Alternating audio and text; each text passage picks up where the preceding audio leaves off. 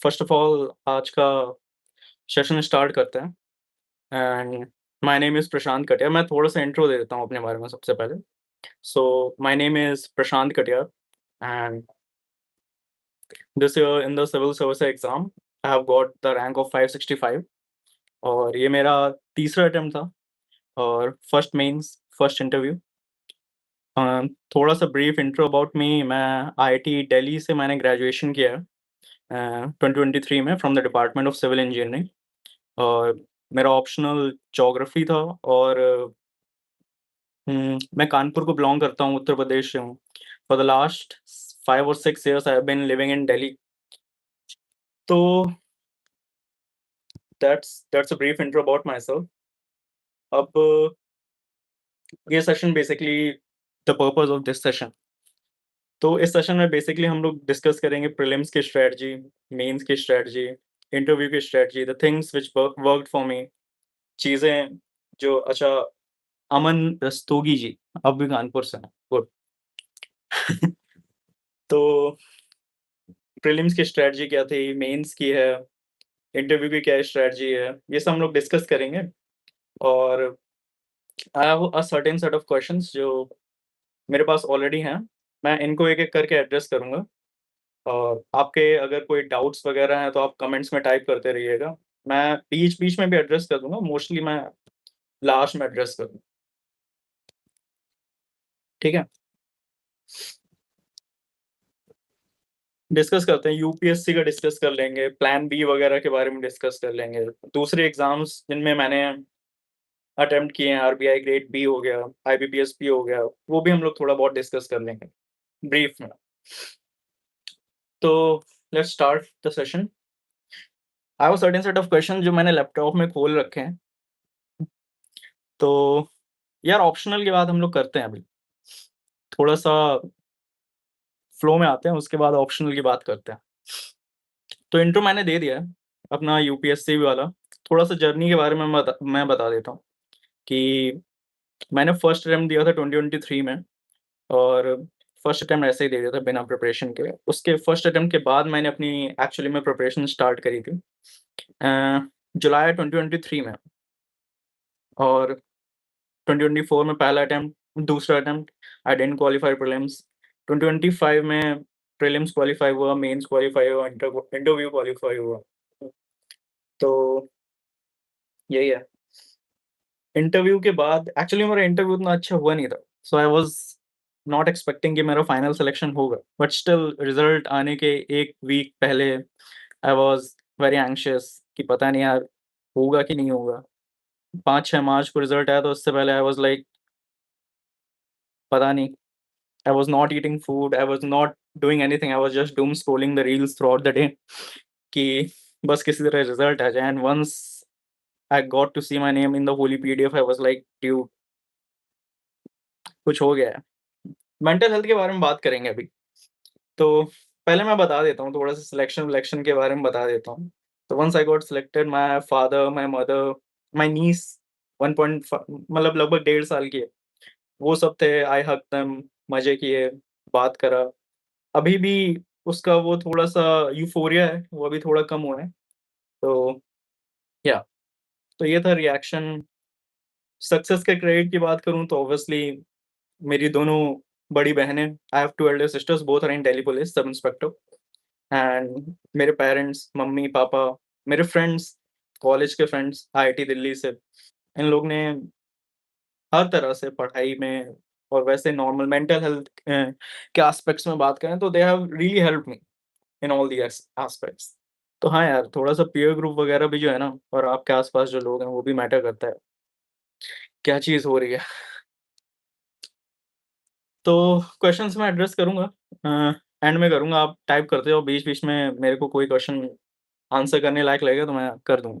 और जो क्वेश्चन मैं सेशन में आगे ऑलरेडी आंसर करने वाला हूँ, तो उसको लास्ट में देखेंगे। तो मेरे पास पहला क्वेश्चन है कि प्रीलिम्स की तैयारी कैसे करें? प्रीलिम्स की क्या स्ट्रैटेजी है? तो मैं 2 प्रीलिम्स आइडियली 1 प्रीलिम्स में फेल हुआ हूँ। हुँ, आइडियली 1 प्रीलिम्स में मैं फेल हुआ हूँ। 2023 के प्रीलिम्स के पहले मैंने पढ़ाई नहीं करी थी, 2024 के पहले मैंने पढ़ाई करी थी, but I wasn't able to qualify. 2025 में पढ़ाई करी थी प्रीलिम्स में, I got 113 marks in the prelims, GS prelims paper 1। तो क्या स्ट्रैटेजी होनी चाहिए, क्या-क्या चीज़ें फॉलो करनी चाहिए, उसके बारे में थोड़ा-सा डिस्कस करते हैं।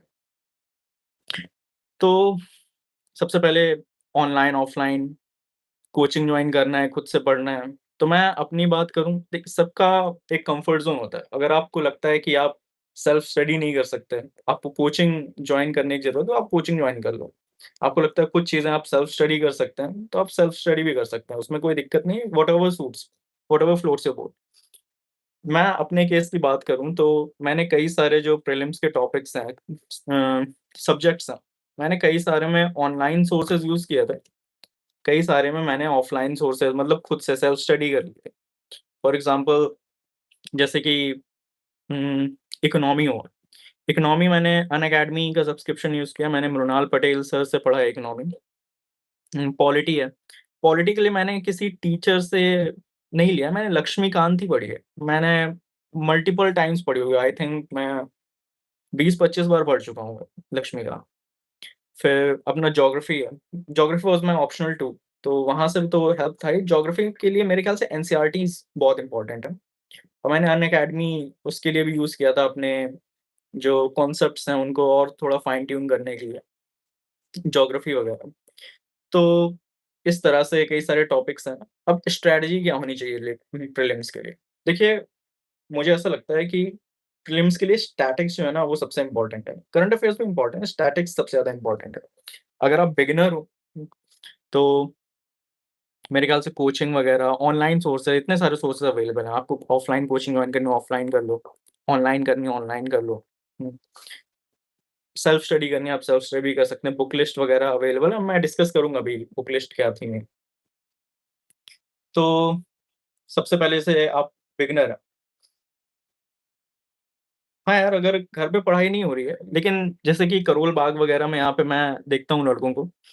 उम, यार इतना ईज़ी नहीं होता, अपने एंड पे सारी चीज़ें मैनेज करनी पड़ती हैं।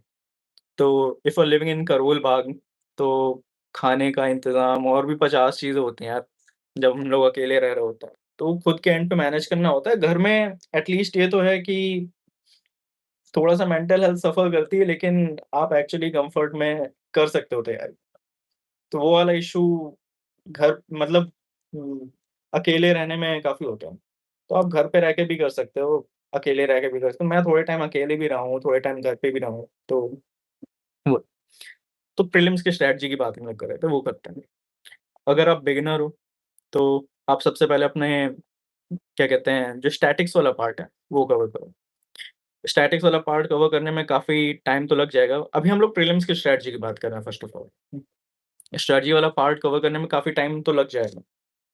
इकोनॉमी में मेरे ख्याल से 1 डेढ़ महीना जा सकता है, पॉलिटी इन सारी चीज़ों में। तो आप लगभग डेढ़ साल का इंक्लूडिंग ऑप्शनल, डेढ़ साल का क्या कहते हैं आप मार्जिन लेके तो एटलीस्ट चलो ही, कि इतना टाइम तो स्टैटिक्स वगैरह करने में लगेगा। अगर कोई 2027 टारगेट कर रहा है, तो आई थिंक उसको उसने जनवरी से पढ़ाई वगैरह शुरू कर दी होगी। तो ये था प्रीलिम्स के बारे में, तो ये है मैं I lost my chain of thoughts, क्या बोल रहा था मैं? या तो ये चीज़ें हैं, बेसिक सोर्सेज़ आप कवर करो। हुँ, जैसे कि एक-एक जो मेन-मेन टॉपिक्स हैं, पॉलिटी, इकोनॉमी, ज्योग्राफी, हिस्ट्री, ये 4 मेन कोर्सेज़ हैं। अब आपको कवर कहाँ से करना है? जैसे कि मैं पॉलिटी की बात करूँ, अपनी बात करूँ, तो पॉलिटी में मैंने लक्ष्मीकांत पढ़ी है। मैंने कहीं से कोचिंग नहीं किया, कहीं से कुछ नहीं किया।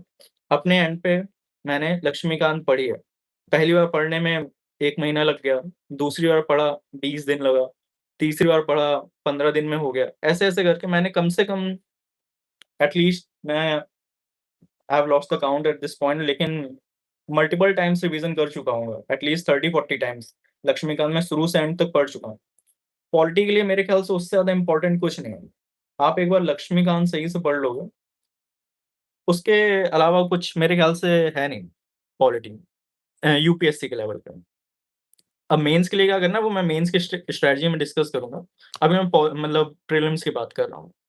फिर अपना इकोनॉमी आता है, तो इकोनॉमी यार मेरे को थोड़ा-सा मतलब मेरा थोड़ा कम समझने वाला सब्जेक्ट था। तो मैंने अपने एंड पे पढ़ने का ट्राई किया था, लेकिन चीज़ें वर्कआउट नहीं करी, तो मैंने अनअकैडमी का सब्सक्रिप्शन यूज़ किया था। मैंने मृणाल पटेल सर से पढ़ी है, पूरी इकोनॉमी, ए टू ज़ेड जितना भी है। और I think that was really helpful. चीज़ें मतलब उनकी उनके इकोनॉमी पढ़ने से कॉन्सेप्ट्स क्लियर हो गए, सारे टॉपिक्स कवर हो गए। तो इकोनॉमी में तो मैं कहूँगा मृणाल सर मेरे लिए काफ़ी काम करे हैं। इकोनॉमी में मैंने कोई बुक भी नहीं पढ़ी है, नॉट इवन एनसीईआरटीज़। तो ये चीज़। Now let's talk about geography. तो ज्योग्राफी मैंने फिर से सुदर्शन गुर्जर सर का मैंने एक आध कोर्स किए थे शायद। इंडियन ज्योग्राफी का कोर्स किया था और एक ह्यूमन ज्योग्राफी का मैंने कोर्स किया था। बाकी ज्योग्राफी में मैंने एनसीईआरटीज़ काफ़ी ज़्यादा पढ़े हैं। जितने भी 11th और 12th की जितनी भी एनसीईआरटीज़ हैं, ह्यूमन ज्योग्राफी की, फिजिकल ज्योग्राफी की, इंडियन ज्योग्राफी की एनसीईआरटी सबसे इम्पोर्टेंट है। आई थिंक कई बार ऐसा होता है यूपीएससी इंडियन ज्योग्राफी और इवन आप मॉक टेस्ट वगैरह में भी देखोगे कि इंडियन ज्योग्राफी से सीधा क्वेश्चन उठा के वो यूपीएससी वगैरह में पूछ लेता है। तो Indian geography is the most important.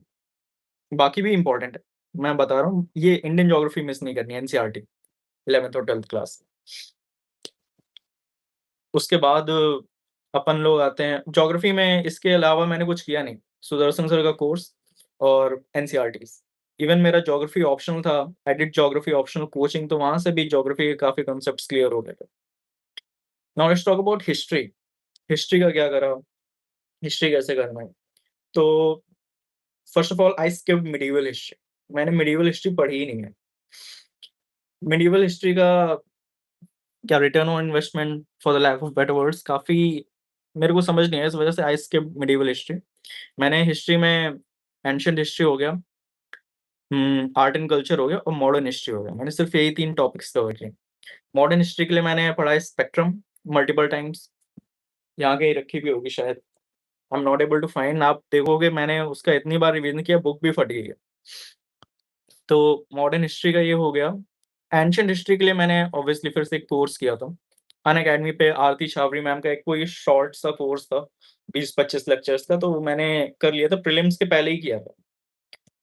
2024 के प्रीलिम्स के पहले, जब मेरा सिलेक्शन नहीं हुआ था। But I think that course was really good. थोड़ा-सा कॉन्सेप्ट्स क्लियर हो गए और बाकी एनसीईआरटी पढ़ ली, एंशिएंट हिस्ट्री वाली, तो एंशिएंट हिस्ट्री वहाँ से कंसोलिडेट हो गया। आर्ट एंड कल्चर का मैंने प्रॉपर एक कोर्स किया था, प्रतीक नायक सर का किया। तो मैंने जितने भी कोर्सेज़ किए हैं सब अनअकैडमी से किए हैं। मैंने कोई भी ऑफलाइन कोचिंग जॉइन नहीं करी है। तो प्रतीक नायक सर का कोर्स था, काफ़ी काफ़ी कॉम्प्रिहेंसिव कोर्स था। एंड मतलब आई थिंक आवर्स में काउंट करा जाए तो 65 टू 70 आवर्स का कोर्स था। And I think that art and culture course really helped me a lot. उसके बियॉन्ड आर्ट एंड कल्चर आपको पढ़ने की ज़रूरत ही नहीं है। एक बार अगर आपने प्रतीक नायक सर का कोर्स कर लिया। तो यार ये मतलब स्टैंडर्ड जो बुक्स और सोर्सेज़ जो मैंने फ़ॉलो किए वो मैंने आपको बताया। अब करंट अफ़ेयर्स की बात करते हैं कि करंट अफ़ेयर्स कैसे करना है, कब करना है। First of all I think December तक सब लोग यार मेंस की प्रिपरेशन करते हैं, फिर जनवरी से मेरे ख्याल से प्रीलिम्स वगैरह में मोस्ट ऑफ द पीपल जो हैं प्रीलिम्स में लग जाते हैं। तो करंट अफ़ेयर्स मैं इसी टाइम के अराउंड कवर करता हूँ। मैं पूरे साल न्यूज़पेपर पढ़ना तो मोस्ट इम्पोर्टेंट है यार। न्यूज़पेपर तो रोज़ पढ़ना ही चाहिए। मतलब मेरे लिए तो वो नॉन नेगोशिएबल है। अगर आपको एग्ज़ाम क्लियर करना है, तो न्यूज़पेपर तो पढ़ना ही है। And newspaper is the most important source of current affairs. Even आप डेली न्यूज़पेपर पढ़ते हो तो कोई चीज़ न्यूज़ में है, वो न्यूज़पेपर लगभग 1 हफ्ते तक कवर करता है, 15 दिन तक कवर करता है, तो वो याद भी हो जाती है। स्टिल मैंने कुछ मैगज़ीन्स वगैरह पढ़ी हैं, तो forum IAS first of all मैंने पीटी 365 पढ़ने का ट्राई किया था, but it's so loaded with information. इतनी सारी इन्फॉर्मेशन होती है, जो ईयरली मैगज़ीन्स आती हैं पीटी 365। इवन मैंने मंथली मैगज़ीन्स पढ़ने का ट्राई किया था, बट उसमें काफ़ी लोडेड इन्फॉर्मेशन होती है। तो मैंने मंथली मंथली मैगज़ीन्स कभी नहीं पढ़ी। मैंने ईयरली मैगज़ीन्स पढ़ी हैं पीटी 365, वो भी सिलेक्टेड टॉपिक्स की जिनमें मैं वीक हूँ। फॉर एग्ज़ाम्पल मुझे लगता है मैं इंटरनेशनल रिलेशंस में वीक, तो इंटरनेशनल रिलेशंस की मैंने पीटी 365 पढ़ी है। मुझे लगता है एनवायरनमेंट वाले टॉपिक में मैं वीक हूँ, तो मैंने एनवायरनमेंट की पीटी 365 पढ़ी है। हुँ, इसी तरह से मतलब मुझे जो टॉपिक्स में मैं अपने आप को वीक कंसीडर करता हूँ, उनकी मैंने पीटी 365 करी है। बाकी टॉपिक्स की मैंने नहीं करी। फॉर एग्ज़ाम्पल पॉलिटी है। पॉलिटी मुझे ऐसा लगता है कि अगर आपके स्टैटिक पोर्शन कवर्ड है, तो पॉलिटी का अगर कोई करंट का क्वेश्चन भी आएगा तो आप टैकल कर लोगे। इकोनॉमी के करंट अफेयर्स की बात करें तो अगेन मैं वही कहूँगा, मृणाल सर का विन 25, विन 26 हर साल सीरीज़ आती है। मैं उससे कवर कर लेता था इकोनॉमी के करंट अफेयर्स। ज्योग्राफी और बाकी हिस्ट्री-विस्ट्री ये सब जो है वो न्यूज़पेपर से ही कवर हो जाता है। तो मैं कहूँगा PT 365 of selected topics, daily newspaper reading. मैं इवन कभी जब न्यूज़पेपर में बहुत क्रूशियल इन्फो आता था, तो मैं उसके नोट्स भी बना लेता था। कई लोग नहीं करते हैं, कई लोग रिकमेंड करते हैं कि नहीं करना है, ज़बरदस्ती का लोड बढ़ा रहे हो, लेकिन मैं बना लेता था, क्योंकि मुझे वो चीज़ कंफर्टेबल लगती थी। यार ये करंट अफेयर्स का हो गया और 1-2 छोटे-छोटे टॉपिक्स हैं जो प्रीलिम्स में आते हैं। जैसे साइंस एंड टेक हो गया। साइंस एंड टेक जो है वो आपको करंट अफेयर्स से ही करना होगा। मैंने कई सारे जो यूट्यूब पे कोर्सेज़ पढ़े हैं साइंस एंड टेक के, मैंने वो करे हुए हैं। But I think that is not helpful at all, क्योंकि उनका मतलब रिटर्न्स भी काफ़ी अच्छे होते नहीं हैं, वो कोर्सेज़ काफ़ी बड़े-बड़े हैं। प्रीलिम्स में हो सकता है एक क्वेश्चन भी ना आए उन कोर्सेज़ से। साइंस एंड टेक की बात करता हूँ।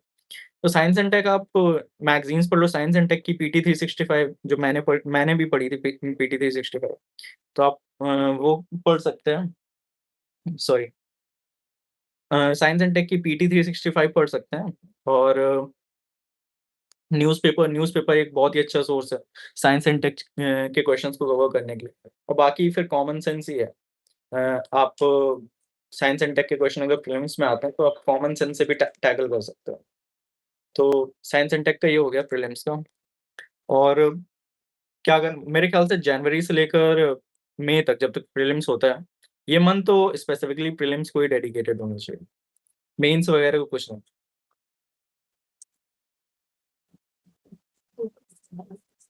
मेंस वगैरह को मेंस आप दिसंबर तक करो, बाकी जनवरी, फरवरी, मार्च, अप्रैल, मई ये मंथ्स जो हैं सिर्फ प्रीलिम्स को ही डेडिकेटेड होने चाहिए। जैसे कि अभी 15 डेज़ पड़े हैं, तो अभी तो मेरे ख्याल से 2026 के मई में daily Hindu analysis videos are the preferable instead of newspaper reading. यार हिंदू एनालिसिस वीडियोज़ मैं भी देखता था। अनअकैडमी शायद अनअकैडमी बनाता है, उनके ही मैं देखता शायद था। लेकिन आई डोंट थिंक यार वो हेल्पफुल हैं, क्योंकि मुझे तो एटलीस्ट हेल्पफुल नहीं लगे। क्योंकि आप बैठ के पैसिवली एक वीडियो देख रहे हो, सामने वाला एकदम लोडेड इन्फॉर्मेशन प्रोवाइड कर रहा है। अब उसमें से कितनी रिटेन हो पाती है, कितनी नहीं हो पाती है, तो वो चीज़ है। अगर आप और ये जो डेली एनालिसिस के वीडियोज़ हैं 1-1 आवर 1-1 घंटे के होते हैं। उनमें 20% जो है वो सही कंटेंट है, 80% जो है वो तो रबिश ही है, जो आपको कराते हैं। तो मेरे ख़्याल से खुद के एंड पे न्यूज़पेपर पढ़ना ज़्यादा इम्पोर्टेंट है। आप जल्दी भी पढ़ लोगे, इवन आप बहुत डिटेल में ही पढ़ रहे हो, तो 35-40 मिनट लगा दो न्यूज़पेपर पढ़ने में। मेरे ख़्याल से वो मुझे एटलीस्ट ज़्यादा बेनिफिशियल लगता है instead of watching daily analysis videos on YouTube. तो हाँ यार, अभी मतलब 15 दिन बचे हैं 2026 के प्रीलिम्स के लिए। अगर कोई 2026 का प्रीलिम्स दे रहा है, तो इस टाइम तो मेरे ख़्याल से सिलेक्टेड जो छोटे-छोटे टॉपिक्स होते हैं, उनका रिवीज़न करते रहना चाहिए। फॉर एग्ज़ाम्पल मैं बताता हूँ, इस टाइम पे मैं क्या पढ़ रहा था पिछले साल। आई रिमेंबर वेरी क्लियरली कि जैसे मिनरल्स का डिस्ट्रीब्यूशन होता है, वर्ल्ड डिस्ट्रीब्यूशन, इंडिया में डिस्ट्रीब्यूशन। कई बार एक आध क्वेश्चन इससे आ जाते हैं। इंडिया के पीवीटीजीज़, इंडिया के ट्राइबल रीजन्स, कौन सी ट्राइब पीवीटीजी में है, कौन सी नहीं है। ये सब जो छोटे-छोटे सिलेक्टेड टॉपिक्स होते हैं, इनसे world world map world maps वगैरह, वर्ल्ड ज्योग्राफी, मैं इसमें बहुत क्वेश्चन गलत करता था। इस वजह से मैंने लास्ट में प्रीलिम्स के लगभग 1 हफ्ता पहले मैंने वर्ल्ड ज्योग्राफी पढ़ा। एक-एक कंट्रीज़ उसकी कौन-कौन से बॉर्डर्स हैं, कंट्रीज़ इन न्यूज़ उनके कौन-कौन से बॉर्डर्स हैं। ये सारी चीज़ें मेरे ख्याल से इन 15 दिन में कंसोलिडेट कर देनी चाहिए। तो यार ये तो पेपर 1 का था। इन केस अगर आपको पेपर 1 से रिलेटेड और भी कुछ हो तो आप कमेंट्स वगैरह में आप टाइप कर दो। अब सीसैट वगैरह में क्या करना है? Actually I don't think I am the right person to guide about CSAT, क्योंकि मैं इंजीनियरिंग बैकग्राउंड से आता हूँ। I am from IT Delhi. तो I was good with maths and reasoning. English भले ही I think I was good in English too, but मैं ज़्यादा रिलायंट था मैथ्स और रीजनिंग में। 2023 में जब when people were saying that toughest paper आया है सीसैट का आज तक का, इवन एट दैट टाइम क्या कहते हैं, मेरे 135 आए थे सीसैट में। 2024 में मेरे 140 आए थे आई थिंक। तो मैंने कभी सीसैट की उतनी डेडिकेटेड प्रिपरेशन करी नहीं है। मैंने 1-2 मॉक्स लगा लिए एग्ज़ाम सीसैट में जाने से पहले। तो I don't think I am the right person to guide about CSAT. तो यार ठीक है, ये तो प्रीलिम्स वगैरह का हो गया। Now let's talk about mains कि मेंस में क्या करना चाहिए। हुँ, मेंस में एसए की क्या स्ट्रैटेजी है, जीएस 1, 2, 3, 4 ऑप्शनल, ये सारी चीज़ें मैं डिस्कस करता हूँ। हुँ, फर्स्ट ऑफ ऑल मैं बताऊँगा कि मेंस के लिए जो सबसे बेसिक चीज़ जो सबसे ज़्यादा इम्पोर्टेंट है, it is answer writing. Answer writing is non negotiable for mains. मैं ऐसा करता था कि मैं जैसे मैंने जून से प्रिपरेशन करी है, स्टार्ट करी है जून से। तो मैं जून, जुलाई, अगस्त, सितंबर इन 4 महीने में तो बेसिक बुक्स जितने भी स्टैंडर्ड सोर्सेज़ हैं, वो सब कवर कर लूँगा। फिर अक्टूबर, नवंबर, दिसंबर इन 3 महीने में डेडिकेटेड मेंस की प्रिपरेशन और डेडिकेटेड डेली आंसर राइटिंग। अक्टूबर, नवंबर, दिसंबर में डेली आंसर राइटिंग। आप कितने आंसर्स लिख रहे हो, ये इम्पोर्टेंट नहीं होता है, ये नहीं है, but consistency is more important. आपको डेली आंसर लिखने हैं। कोई भी टॉपिक आपने कवर किया हो, ज्योग्राफी किया तो आप सिंपली यूट्यूब पे जाके सर्च कर लो कि ज्योग्राफी के पीवाईक्यूज़ मेंस में पूछे गए पिछले 10 साल के। आप उनसे आंसर राइटिंग करो, 2 चीज़ें हो जाएँगी, पीवाईक्यूज़ भी कवर हो जाएँगे, आंसर राइटिंग भी हो जाएगी। कितने आंसर लिखने चाहिए? आपका मन कर रहा है आज 5 लिखने हैं तो आप 5 लिख लो, आपका मन कर रहा है 10 लिखने हैं तो 10 लिख लो। बट उनका एनालाइज़ करना is the most important thing कि ऐसा नहीं कि आपने आंसर लिखा और लिख के छोड़ दिया। आप एनालाइज़ करो अपने एंड पे। मैंने तो यही किया था। मैंने कोई कोचिंग डेली आंसर राइटिंग के लिए तो एटलीस्ट कोई कोचिंग जॉइन नहीं करी थी। I have joined some test series उनसे थोड़ा-सा मेरे को पता चल गया था कि हाँ, आंसर्स कैसे लिखने हैं। सिर्फ़ मेंस वगैरह की मैंने टेस्ट सीरीज़ जॉइन करी थी। आंसर्स लिखने का तरीका पता चल गया और उनके बेसिस पे मैं डेली आंसर राइटिंग करता था अक्टूबर, नवंबर, दिसंबर। जीएस 1 के सोर्सेज़ क्या हैं? जो मैंने आपको स्टैंडर्ड सोर्सेज़ बताए हैं, मैंने जीएस 1, 2, 3, 4 इसके लिए जो मैंने प्रीलिम्स के सोर्सेज़ बताए, मैंने वही सारे सोर्सेज़ मेंस के लिए यूज़ किए हैं। बस क्वालिटी एनरिच करने के लिए, डेटा ऐड करने के लिए थोड़ा-सा और कॉन्सेप्चुअल अंडरस्टैंडिंग के लिए मैंने सारथी आईएएस का राइट स्मार्ट कोर्स जॉइन किया था। आई थिंक वो कोर्स काफ़ी अच्छा था। जीएस 1 में I got 117 marks in mains और मुझे ऐसा लगता है कि राइट स्मार्ट कोर्स ने सारथी आईएएस वाले ने काफ़ी मतलब हेल्पफुल था। सेम गोज़ फॉर जीएस 2 मैंने जीएस 2 के लिए ज़्यादा चीज़ें तो कवर नहीं करी, जैसे इंटरनेशनल रिलेशंस है, उसके लिए न्यूज़पेपर हो गया। डेली न्यूज़पेपर पढ़ोगे तो आपको अलग से कुछ इंटरनेशनल रिलेशंस के लिए करना नहीं पड़ेगा। और इंटरनेशनल ऑर्गनाइज़ेशंस पे जीएस 2 पे क्वेश्चन आते हैं। 1-2 क्वेश्चन शायद इंटरनेशनल ऑर्गनाइज़ेशन पे आता है। तो उसके लिए इकोनॉमी का हैंडआउट था मृणाल सर का, शायद 3A या फिर 3B पिलर का है। वो मैंने कॉम्प्रिहेंसिवली पढ़ लिया था, रट ही लिया था एक तरह से। तो इंटरनेशनल रिलेशंस के क्वेश्चन एड्रेस हो गए। बाकी पॉलिटी और गवर्नेंस के लिए तो लक्ष्मीकांत ही है। जीएस 3 की मैं बात करूँ, जीएस 3 में मैन्युफैक्चरिंग सेक्टर से क्वेश्चन आते हैं, एग्रीकल्चर सेक्टर से आते हैं, हार्डकोर इकोनॉमी से क्वेश्चन आते हैं, डिज़ास्टर मैनेजमेंट से आते हैं, इंटरनल सिक्योरिटी से आते हैं। अभी ये सब कहाँ से कवर किया? तो अगेन इकोनॉमी की जो बेसिक चीज़ें हैं, बेसिक सोर्सेज़ हैं, तो वो मृणाल सर से मैंने कवर किया है। एग्रीकल्चर प्रॉपर उनके जो एग्रीकल्चर के हैंडआउट्स हैं, मैंने वो पढ़े हैं। इंटरनल सिक्योरिटी और डिज़ास्टर मैनेजमेंट, मैंने डिज़ास्टर मैनेजमेंट का एक शॉर्ट कोर्स किया था सुदर्शन गुर्जर सर का। मेरे ख्याल से 10 लेक्चर का कोर्स था। आप मान के चलो 15 टू 20 आवर्स का कोर्स था। शॉर्ट कोर्स था, लेकिन काफ़ी कॉम्प्रिहेंसिवली डिज़ास्टर मैनेजमेंट उसमें कवर हो गया था। तो अलग से मुझे कुछ करने की ज़रूरत लगी नहीं। और इंटरनल सिक्योरिटी है, इंटरनल सिक्योरिटी के मैंने करोल बाग में जाके हैंडआउट्स वगैरह खरीद लिए थे। शायद दृष्टि वगैरह के ही खरीद लिए थे। और मैंने उन्हीं को कॉम्प्रिहेंसिवली पढ़ लिया था और उससे मेरा इंटरनल सिक्योरिटी वाला पार्ट भी काफ़ी अच्छे से कवर हो गया। तो I didn't get good marks in GS 3। GS 3 में कम मार्क्स आने का मेरा रीज़न ये था कि they want different kind of answer writing in GS paper 1 and GS paper 3। जैसे जीएस पेपर 1 में है, दे वांट यू कि जो क्वेश्चन पूछा गया है, आप पॉइंट टू पॉइंट उस क्वेश्चन को आंसर करो। आप जितने डायग्राम्स अब ज्योग्राफी के क्वेश्चन आ रहे हैं जीएस पेपर 1 में, और भी सोसाइटी के क्वेश्चन आ रहे हैं, आप जितना पिक्टोरियल रिप्रेजेंटेशन कर सकते हो, जितने डायग्राम्स ऐड कर सकते हो, उतना इम्पोर्टेंट है जीएस पेपर 1 में एटलीस्ट। जीएस पेपर 3 में मेरे ख्याल से पॉइंट्स और जितना डाइवर्सिफ़ाई कर सकते हो अपना आंसर, उतना ज़्यादा इम्पोर्टेंट है। आप पेस्टल अप्रोच लगाओ, आप दूसरी अप्रोच जीएस पेपर्स अप्रोच लगाओ। पेस्टल मेरे ख्याल से पता ही होगा हर किसी को कि political, economic, environmental, societal, technological, agricultural, legal, इस तरह से जितने भी एस्पेक्ट्स आप जनरेट कर सकते हो एक आंसर में, उतना ज़्यादा इम्पोर्टेंट है। स्पेशली जीएस पेपर 3 में ये सबसे ज़्यादा इम्पोर्टेंट है। उसी तरह से जीएस पेपर अप्रोच होता है कि जैसे जीएस पेपर 1 में हम लोग से सोसाइटी पे क्वेश्चन आते हैं, हिस्टोरिकल क्वेश्चन आते हैं और ज्योग्राफी पे क्वेश्चन आते हैं, आर्ट एंड कल्चर पे क्वेश्चन आते हैं।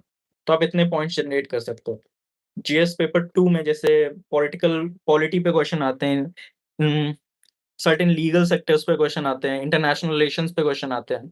तो आप ये एस्पेक्ट्स जनरेट कर सकते हो अपने आंसर। उसी तरह से जीएस पेपर 3 में, जीएस पेपर 4 में एथिक्स, सोसाइटल एंगल, तो आप ये सारे एंगल अपने एक आंसर में लगा सकते हो, जो कि इम्पोर्टेंट है। इस चीज़ पे मार्क्स मिलते हैं स्पेशली जीएस पेपर 3 में। Now let's talk about GS paper 4। GS paper 4 में क्या वर्क करता है, क्या नहीं करता है। Actually I was doing answer writing of GS paper 4, लेकिन इवन मेरे मॉक्स में अच्छे मार्क्स नहीं आ रहे थे, एटलीस्ट लास्ट ईयर। 70-80 के अराउंड मेरे को मार्क्स मिल रहे थे। तो आई वाज़ नॉट श्योर कि चीज़ें क्या वर्कआउट नहीं कर रही हैं। इवेंचुअली आई रियलाइज़्ड कि दिक्कत ये थी कि मैं पैराग्राफ के फॉर्म में आंसर लिख रहा था और कोई प्रॉपर स्ट्रक्चर नहीं था आंसर में। बाद में अभी मैंने जैसे मेंशन किया राइट स्मार्ट कोर्स के बारे में, तो वहाँ पे मुदित जैन सर से मैंने ये पढ़ा जीएस पेपर 4। उन्होंने अच्छे से आंसर को स्ट्रक्चर करना बताया, अच्छे से आंसर राइट करना बताया, पॉइंट्स में आंसर करना, इवन एथिक्स में प्रॉपर जो थिंकर्स वगैरह हैं, फिलोसोफर्स वगैरह हैं, उनको ऐड करना, वैल्यू एडिशन वगैरह हो गया। कुछ डायग्राम्स वगैरह भी ऐड कर सकते हैं एथिक्स वगैरह के पेपर में, तो ये सारी चीज़ें वर्क करती हैं। आई गॉट 120 120 मार्क्स मुझे मिले हैं एथिक्स में, क्योंकि मुझे ऐसा लगता है कि अच्छे हैं काफ़ी। तो ये सब चीज़ें वर्क करी हैं। स्पेशली आंसर, पॉइंट्स, ये सारी चीज़ें हर कोई जनरेट कर लेता है। अगर आप सीरियस एस्पिरेंट हो तो कोई भी क्वेश्चन आएगा, आपको उस पे पॉइंट्स और बेसिक कंटेंट आपको ऑलरेडी पता होगा। जो चीज़ें मैटर करती हैं कि आप उसको कैसे प्रेज़ेंट करते हो, आपका स्ट्रक्चर कैसा है, आपने कुछ डायग्राम्स ऐड किए हैं कि नहीं किए हैं। बेसिक का क्वेश्चन, बेसिक जैसे इस बार के पेपर में क्वेश्चन आया था 2025 में, जीएस पेपर 1 में क्वेश्चन था कि व्हाट इज़ अ सुनामी, और सुनामी जनरेट कैसे होती है। लास्ट 5 इयर्स में क्या कहते हैं, कुछ वर्ल्ड में इम्पोर्टेंट सुनामीज़ आई हैं, तो सिग्निफिकेंट सुनामीज़ आई हैं, तो वो आप मेंशन करो। तो बेसिक तरीका ये होगा कि कोई पहले सुनामी की सॉरी कोई सुनामी की डेफिनेशन लिखेगा और फिर हेडिंग डालेगा सुनामी कैसे जनरेट होती है। उसमें 1-2 पॉइंट्स लिख देगा, 1-2 नहीं मतलब 5-6 पॉइंट्स जितने भी, और फिर हेडिंग डालेगा कि लास्ट 5 इयर्स में सिग्निफिकेंट सुनामीज़ कहाँ पे आई हैं। तो उसमें पॉइंट्स लिख देगा 4-5 और आंसर खत्म कर देगा। तो ये मेजॉरिटी ऑफ द कैंडिडेट्स यही करते हैं। बट इसी में वैल्यू एडिशन किया जा सकता है। फॉर एग्ज़ाम्पल जब आप सुनामी की डेफिनेशन लिख रहे हो, तो आप United Nation disaster resistant programme की जो डेफिनेशन है आप वो मेंशन करो कि according to UNDRR tsunami is this. तो एक चीज़ मेंशन होगी कि आपको यूएनडीआरआर की डेफिनेशन के बारे में पता है। ऑब्वियसली इसके लिए आपको पढ़ना भी पड़ेगा, यूएनडीआरआर की डेफिनेशन क्या है। तो ये सारी चीज़ें मैटर करती हैं। उसके बाद आप एक डायग्राम बनाओ, दिखाओ कि सुनामी कैसे जनरेट हो रही है। फिर हेडिंग डालो कि हाउ सुनामीज़ आर जनरेटेड। उसमें 4-5 पॉइंट्स लिखो, एक डायग्राम वहाँ पे भी ऐड करो कि यहाँ से सी बेड पे एक वाइब्रेशन हुआ, उससे वेव्स जनरेट हुई और वेव्स जो हैं वो शोर की तरफ जा रही हैं और वेव्स की हाइट बढ़ रही है, एम्पलीट्यूड बढ़ रहा है, स्पीड बढ़ रही है। ये आप डायग्रामेटिकली भी रिप्रेज़ेंट कर सकते हो, वो ज़्यादा फेच करेगा मार्क्स। फिर वर्ल्ड में लास्ट 5 इयर्स में कहाँ सुनामीज़ आई हैं, आप एक वर्ल्ड मैप बनाओ, उसमें आप पिन पॉइंट करो लोकेशंस कि हाँ, यहाँ पे इम्पोर्टेंट सुनामीज़ आई हैं। उसके नीचे लिखो कि हाँ, सुनामी इन जापान, इंडिया के तमिलनाडु में सुनामी और इधर सुनामी। मैं जस्ट एग्ज़ाम्पल दे रहा हूँ। तो एक पिक्टोरियल रिप्रेजेंटेशन होगा, स्ट्रक्चर इम्प्रूव हो जाएगा, सारे टॉपिक्स कवर हो जाएँगे। एक अच्छा-सा कंक्लूज़न दे दो, एसडीजी वगैरह हो गया या फिर कोई कोट वगैरह पता है आपको, वो ऐड कर दो। थोड़ा-सा फ्यूचरिस्टिक होना चाहिए, थोड़ा-सा कन्क्लूसिव होना चाहिए हमेशा, कन्क्लूज़न। तो यार ये जीएस के पेपर्स की आंसर राइटिंग वगैरह का डिस्कस कर लिया। ऑप्शनल ऑप्शनल मेरा ज्योग्राफी है। अब ऑप्शनल चूज़ कैसे करना है? 1 मिनट।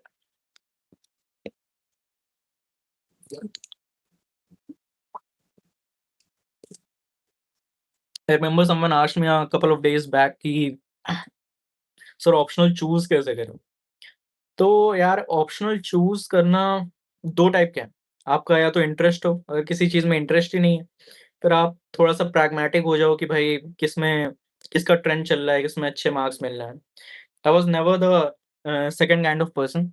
मेरा ज्योग्राफी में बचपन से इंटरेस्ट था और मैं यही रिकमेंड करूँगा कि जिसमें आपका जेन्युइन इंटरेस्ट हो, आप उसी को ऑप्शनल की तरह चूज़ करो। अब ज्योग्राफी को चूज़ करना थोड़ा प्रैग्मैटिक भी था कि जीएस पेपर 1 में आती है, प्रीलिम्स में आती है, इवन जीएस पेपर 3 में अच्छी खासी हेल्प हो जाएगी। तो इस एस्पेक्ट ऊपर से मैं सिविल इंजीनियरिंग बैकग्राउंड से हूँ। काफ़ी सारे सिविल इंजीनियर और ज्योग्राफी ओवरलैप भी करता है। तो आप जिस बैकग्राउंड से हो, जिस चीज़ में इंटरेस्ट है, थोड़ा-सा प्रैग्मैटिक कि हाँ यार, दूसरे सब्जेक्ट्स में हेल्प मिलेगा कि नहीं मिलेगा। इन सारे एस्पेक्ट्स को कंसीडर करके आप ज्योग्राफी चूज़ कर सकते हो। सॉरी, आप आपको जो ऑप्शन सही सही लगे आप वो चूज़ कर सकते हो। और ऑप्शनल में I still got very average marks क्योंकि ऑप्शनल की आंसर राइटिंग और जीएस की आंसर राइटिंग में बहुत डिफरेंस होता है। मैंने जो अपने एंड पे मिस्टेक करी थी कि मैंने ऑप्शनल की आंसर राइटिंग ज़्यादा सीरियसली करी ना तो। I got 257 marks in optional जो कि थोड़ा-सा एवरेज ही है, अबव एवरेज कह सकते हैं। तो बात ये है कि जैसे कि मैंने आपको जीएस में बताया कि जीएस में आपको पॉइंट में लिखना है, पैराग्राफ में नहीं लिखना है। डायग्रामेटिकली लिखना है, जितने एस्पेक्ट्स जनरेट करो, जितना वैल्यू एडिशन कर सको, जितना करंट अफेयर से एसोसिएट कर सको। फॉर एग्ज़ाम्पल मैं ये चीज़ रट के गया था कि अगर कोई वुमेन एम्पावरमेंट पे क्वेश्चन आता है, तो मैं इंट्रो में अहिल्याबाई होलकर, रानी अहिल्याबाई होलकर का मेंशन करूँगा, क्योंकि उनकी 300 बर्थ एनिवर्सरी अभी रिसेंटली हुई थी। तो मैं ये सारी चीज़ें रट के गया था और कि मैंने ये लिखा था कि मतलब कन्क्लूज़न होगा अगर वुमेन एम्पावरमेंट का क्वेश्चन है, तो मैं ये वाला एसडीजी मेंशन करूँगा। तो आप इस तरह से अपना प्लान आउट कर सकते हो। कुछ क्वेश्चन्स हैं जो हर साल रिपीट होते हैं। जीएस पेपर 1 में आप women empowerment, family, society in सब से क्वेश्चन हर साल देखोगे। एथिक्स वगैरह में इन सब चीज़ों पे कॉर्पोरेट वगैरह सेक्टर पे, इंटरनेशनल रिलेशन पे हर साल क्वेश्चन आते हैं। तो आप इनका एक टेम्पलेट तैयार कर लो, आप वो पेपर में यूज़ कर सकते हो। फॉर एग्ज़ाम्पल डिज़ास्टर मैनेजमेंट का जीएस पेपर 3 की बात करूँ फिर से, तो मैंने एक टेम्पलेट तैयार कर रखा था कि मैं अगर डिज़ास्टर मैनेजमेंट का कोई क्वेश्चन आता है, तो मैं उससे इसी तरह से डील करूँगा। बस उसमें ये टेम्पलेट में ये चेंज करना है कि अर्थक्वेक पे क्वेश्चन आया तो अर्थक्वेक डाल दो, सुनामी में क्वेश्चन आया सुनामी डाल दो, हीट वेव पे क्वेश्चन आया हीट वेव डाल दो, बट टेम्पलेट मेरे पास तैयार था। तो इससे टाइम भी बचता है, ज़्यादा दिमाग भी नहीं लगाना पड़ता क्योंकि चीज़ें ऑलरेडी प्रिपेयर्ड हैं अपने एंड पे। हाँ, थोड़ा-सा टाइम इन्वेस्ट करना पड़ेगा अपने एंड पे, थोड़ा-सा रिसर्च वगैरह करनी पड़ेगी कि भाई कैसे करूँ आंसर, टॉपर्स कॉपीज़ देखनी पड़ेंगी। तो हाँ, ऑप्शनल की आंसर राइटिंग और जीएस की आंसर राइटिंग में काफ़ी डिफरेंस है। जीएस में ऐसे बाउंडेशंस होते हैं, बाउंडेशन भी नहीं है लेकिन मुझे ऐसा लगता है कि शायद थोड़े बाउंडेशंस होते हैं कि आप पॉइंट्स में लिखो, आप ज़्यादा पॉइंट्स जनरेट करो। ज्योग्राफी ऑप्शनल में मेरे ख्याल से ऐसा कुछ है नहीं। ऑप्शनल में आप पॉइंट वाइज़ भी लिख सकते हो, थोड़ा-सा केस स्टडी लिख रहे हो आप पैराग्राफ फॉर्म में लिख दो। किसी क्वेश्चन में है डायग्राम्स काफ़ी सारे ऐड कर दो। किसी क्वेश्चन में डायग्राम नहीं ऐड कर रहा है, फ्लो चार्ट्स वगैरह ऐड कर दो। ऑप्शनल में उनको थोड़ा-सा प्रिसाइज़ नॉलेज चाहिए। उनको समझ में आना चाहिए कि या this student is kind of an expert in this subject.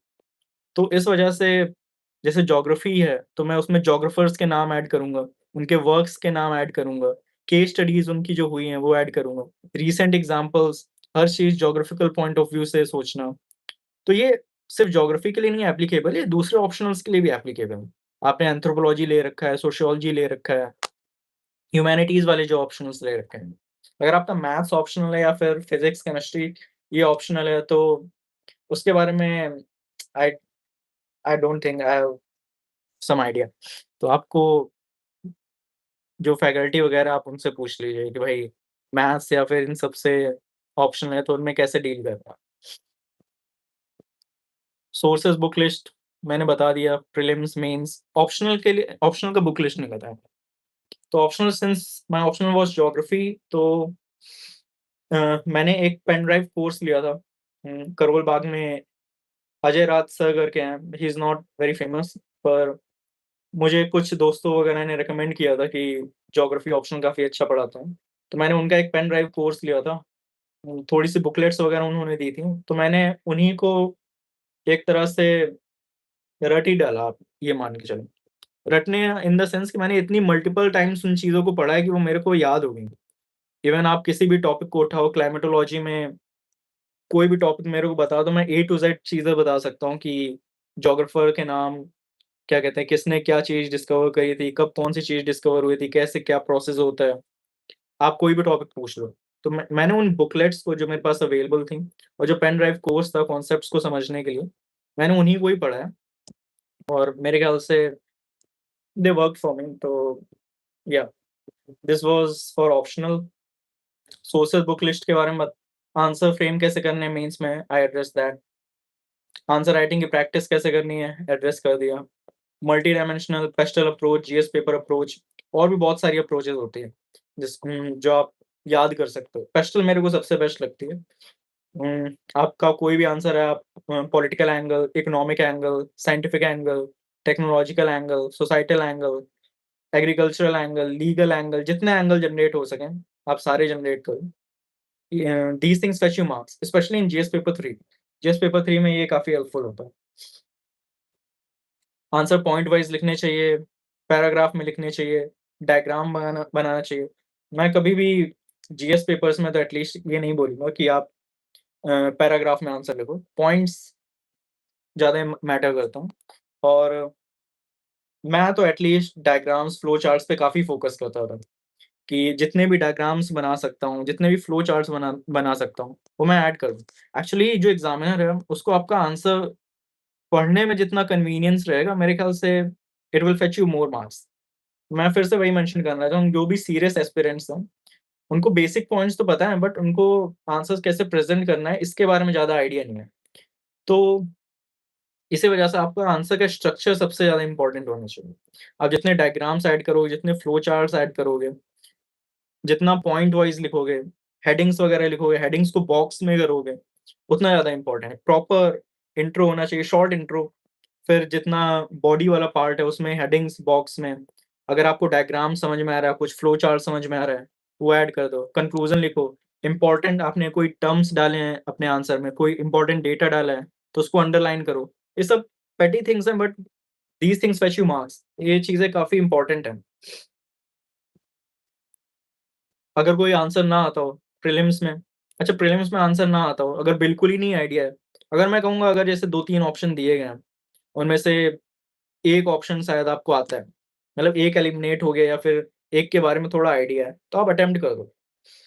थोड़ा-सा कॉमन सेंस लगा के, थोड़ा-सा गेस वर्क करके आप अटेम्प्ट कर दो। अगर आपको सामने कोई ऐसा क्वेश्चन आता है, जिसमें आपको ज़ीरो आइडिया है, बिल्कुल आइडिया ही नहीं है, तो मेरे ख्याल से वो स्किप करना सही रहेगा। 2025 के प्रीलिम्स में आई अटेम्प्टेड 93 क्वेश्चन्स, जिनमें मेरे 71 सही थे और 22 गलत हुए। अब जो 71 क्वेश्चन्स सही हुए हैं, मैं ये नहीं बोलूँगा कि वो 71 के 71 मुझे आते थे। एट मैक्स मुझे 45 से 45 क्वेश्चन ही आते होंगे। रेस्ट थोड़ा-सा गेस वर्क, थोड़ा-सा कॉमन सेंस यूज़ किया है। मेंस में अगर कोई आंसर नहीं आता है, अगर मेंस में आप पेपर जिस भी तरह से सॉल्व करते हो, अगर बीच में कोई ऐसा क्वेश्चन आता है जिसके बारे में आपको आइडिया नहीं है, आप स्किप करो, आप दूसरे क्वेश्चन पे जाओ। बट एट द एंड वो क्वेश्चन अटेम्प्ट ज़रूर करना है। क्वेश्चन में बहुत सारी चीज़ें लिखी होंगी, एटलीस्ट किसी कीवर्ड के बारे में, किसी भी चीज़ के बारे में कोई तो आइडिया होगा आपको। तो आप उसी को थोड़ा एक्स्ट्रापोलेट करके इंट्रो, उसी चीज़ को, उसी कीवर्ड को, उसी पॉइंट को, कोई भी चीज़ समझ में आ रही है क्वेश्चन में, उसी को एक्स्ट्रापोलेट करके आप आंसर लिख दो। किसी तरह से आप, अगर आपको बिल्कुल नहीं आइडिया, 10 मार्क का क्वेश्चन है, 2 पेज भर दो। क्योंकि आप ब्लैंक लीव कर दोगे तो obviously you will get 0 marks. कुछ लिख दोगे तो देयर आर चांसेस कि 1, 2, 3 कुछ मार्क्स तो मिल जाएँ यार। एंड ये मैटर करते हैं eventually, 1, 2, 3 marks. Eventual final list में देखोगे आप, एक-एक रैंक पे एक-एक मार्क्स पे कितनी सारी रैंक्स वगैरह चेंज हो जाती हैं। Let's talk about previous year questions. उसके बाद इंटरव्यू के बारे में बात करते हैं। अब प्रीवियस ईयर क्वेश्चंस इंपॉर्टेंट हैं प्रीलिम्स के लिए, मेंस के लिए क्या? I think previous year question mains की अगर पहले बात करते हैं, मेंस में तो प्रीवियस ईयर क्वेश्चंस ऑलमोस्ट 3-4 साल में रिपीट ही होते रहते हैं सेम। उनको अगर क्वेश्चन वुमेन एम्पावरमेंट में पूछना है, तो एक ही टाइप का क्वेश्चन थोड़ा-सा चेंज करते-करते पूछते रहते हैं। अगर उनको क्वेश्चन डिज़ास्टर मैनेजमेंट पे पूछना है, तो हर साल सेम टाइप का ही क्वेश्चन पूछेंगे बट अलग-अलग डिज़ास्टर्स पे। आप एग्रीकल्चर पे क्वेश्चंस देखो, तो let's talk about previous year questions. Previous year questions की हम लोग बात कर रहे थे कि प्रीवियस ईयर क्वेश्चंस कितना इंपॉर्टेंट है मेंस के लिए। मैं बता रहा हूँ मेंस में सेम सेट ऑफ क्वेश्चंस हर साल कुछ ना कुछ थोड़ा-सा वेरिएशन से रिपीट होते रहते हैं। जीएस पेपर 4 में देखो, जीएस पेपर 3 में देखो, आप जीएस पेपर 1 में देखो। तो PYQs are must for mains. Mains के लिए तो करना ही है, नॉन नेगोशिएबल है। प्रीलिम्स की बात करें तो आप देखोगे सर्टेन टॉपिक्स में प्रीलिम्स में भी क्वेश्चंस रिपीट होते रहते हैं। आप कोई टॉपिक कंप्लीट करो, इकोनॉमी का कोई टॉपिक कंप्लीट किया, ज्योग्राफी का कोई टॉपिक कंप्लीट किया, आप उस टॉपिक के तुरंत पीवाईक्यूज़ कर लो। तो एक तो आइडिया लग जाएगा कि किस टाइप के क्वेश्चन पूछे जाते हैं पीवाईक्यूज़ में। अगर वो चीज़ें आपने कवर नहीं करी हैं, तो आप वो चीज़ें कवर कर सकते हो। ऊपर से UPSC has this habit of repeating the questions in prelims too. Like आप दूसरे एग्ज़ाम से कंपेयर करो यूपीएससी के, सीएपीएफ और भी दूसरे सीडीएस वगैरह। इनमें हिस्ट्री-विस्ट्री के जो क्वेश्चन्स आए हैं, वो इवन सीएसई में भी रिपीट हुए हैं। इवन सीएसई में जो कुछ साल पहले क्वेश्चन्स पूछे गए थे, वो दोबारा रिपीट कर देते हैं। तो प्रीवाईक्यूज़ आर वेरी इंपॉर्टेंट। आप देखोगे अगर 2025 का पेपर, तो उसमें पीवाईक्यूज़ से ही 7-8 क्वेश्चन्स आप डायरेक्टली बना सकते हो। तो पीवाईक्यूज़ करना प्रीलिम्स के लिए, मेंस के लिए, दोनों के लिए बहुत इंपॉर्टेंट है। एंड या आप कोई भी टॉपिक कवर करो, तुरंत उसका पीवाईक्यू सॉल्व करो। पीवाईक्यूज़ में एक-एक जो कीवर्ड्स मेंशन्ड है, जो ऑप्शंस मेंशन्ड है, उनको भी एनालाइज़ करो। अगर कोई ऑप्शन में एक ऐसा कोई वर्ड मेंशन है जो आपने नहीं पढ़ा या फिर उसके बारे में नहीं जानते हो, तो उसको भी प्रॉपर रिसर्च करो, उसके बारे में भी सारी चीज़ें पता करके रखो। क्योंकि यूपीएससी हैज़ दिस हैबिट कि मतलब वो उस ऑप्शन के रिगार्डिंग अगले एग्ज़ाम में पूछ ले। सो या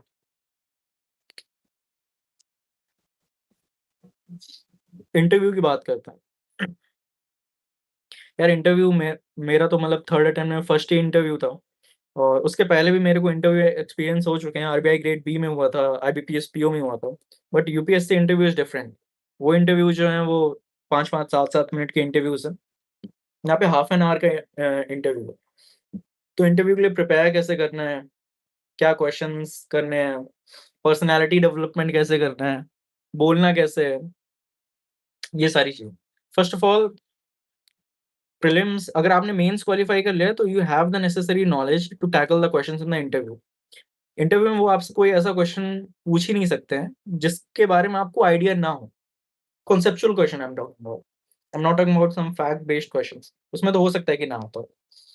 तो आपने मेंस क्वालीफाई किया है, तो आपको इंटरव्यू में जितने भी कॉन्सेप्चुअल क्वेश्चंस जो हैं, वो आपको आते हैं। तो और चीज़ क्या प्रिपेयर करनी चाहिए? अपना डैफ प्रिपेयर करना चाहिए। डैफ में जितने भी कीवर्ड्स आपने मेंशन करे, कीवर्ड्स इन द सेंस कि आप जिस जगह से हो, जैसे मैं कानपुर से हूँ, तो कानपुर की पूरी हिस्ट्री, इकोनॉमी, पॉलिटी ये सारी चीज़ें मेरे को पता होनी चाहिए। मैं उत्तर प्रदेश से हूँ, तो उत्तर प्रदेश का सेम चीज़, सारी हिस्ट्री, पॉलिटी, ज्योग्राफी मेरे को पता होनी चाहिए। और भी जैसे कि मैं आईटी दिल्ली से हूँ, तो आईटी दिल्ली में अभी रिसेंट डेवलपमेंट्स क्या हुए हैं, कब एस्टैब्लिश हुआ था, आईटी दिल्ली में कौन से नए कोर्सेज़ एडिट हुए हैं, क्या नया इनोवेटिव चीज़ें हो रही हैं आईटी दिल्ली में, ये सब मेरे को आइडिया होना चाहिए।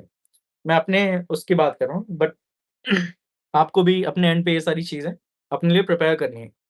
फिर आपका कॉलेज में आपने जिस सब्जेक्ट में ग्रेजुएशन किया है, मैंने सिविल इंजीनियरिंग में किया है, तो सिविल इंजीनियरिंग के बारे में मुझे प्रिपेयर करना पड़ेगा ताकि इंटरव्यू में वो मेरे से क्वेश्चन पूछे and if you are from engineering background आपसे डेफिनिटली वो क्वेश्चन पूछने वाले हैं इंजीनियरिंग से। ऐसा हो ही नहीं सकता कि आपसे इंजीनियरिंग बैकग्राउंड से क्वेश्चन ना पूछें। मेरे इंटरव्यू में मुझे लगता है कि a significant portion of the interview was about civil engineering only. उन्होंने मेरे से कई सारे क्वेश्चन पूछे और जो जेनेरिक क्वेश्चन्स भी थे उन्होंने उनमें भी मेरे से सिविल इंजीनियरिंग पर्सपेक्टिव माँगा था। सो या अपना अपना जो ग्रेजुएशन वाला सब्जेक्ट है, वो भी अच्छे से प्रिपेयर करना चाहिए। और थोड़ा-सा जेनेरिक क्वेश्चन जो इंटरव्यू में होते हैं कि why are you opting for civil services और अ ब्रीफ इंट्रोडक्शन। हुँ, और जो जेनेरिक सिविल इंजीनियरिंग के सिविल सर्विसेज़ के क्वेश्चन्स होते हैं, वो आपको अपने एंड पे प्रिपेयर करने हैं। और न्यूज़पेपर आप 3-4 न्यूज़पेपर रोज़ पढ़ सकते हो तो बढ़िया है। आप 3-4 न्यूज़पेपर पढ़ो, जो इम्पोर्टेंट चीज़ें हो रही हैं, वर्ल्ड इंटरनेशनल रिलेशंस में जो चीज़ें हो रही हैं, इंडिया में जो चीज़ें हो रही हैं, जो रीसेंट डेवलपमेंट्स हुआ है, कोई रीसेंट एक्सीडेंट, रीसेंट ट्रेजेडी हुई है। ये सारी चीज़ें आपको पता होनी चाहिए। ये तो मेरे ख़्याल से नॉन नेगोशिएबल है। अगर इंटरव्यू में वो कोई आपसे इंटरनेशनल रिलेशन पे क्वेश्चन पूछते हैं और आपको कोई आइडिया ही नहीं है, तो I think this will leave a negative impact. तो आपको ये सारी चीज़ें तो होनी चाहिए। बाकी इसके बाद और क्या इम्पोर्टेंट है इंटरव्यू में? इंटरव्यू में सबसे पहले आपको कॉन्फिडेंट रहना बहुत इम्पोर्टेंट है।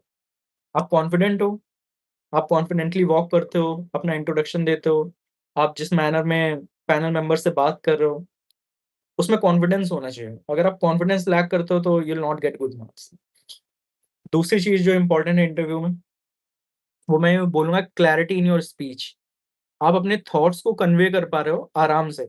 आप हिंदी में बोल रहे हो, आप इंग्लिश में बोल रहे हो, फ़र्क नहीं पड़ता, but there should be clarity in your speech.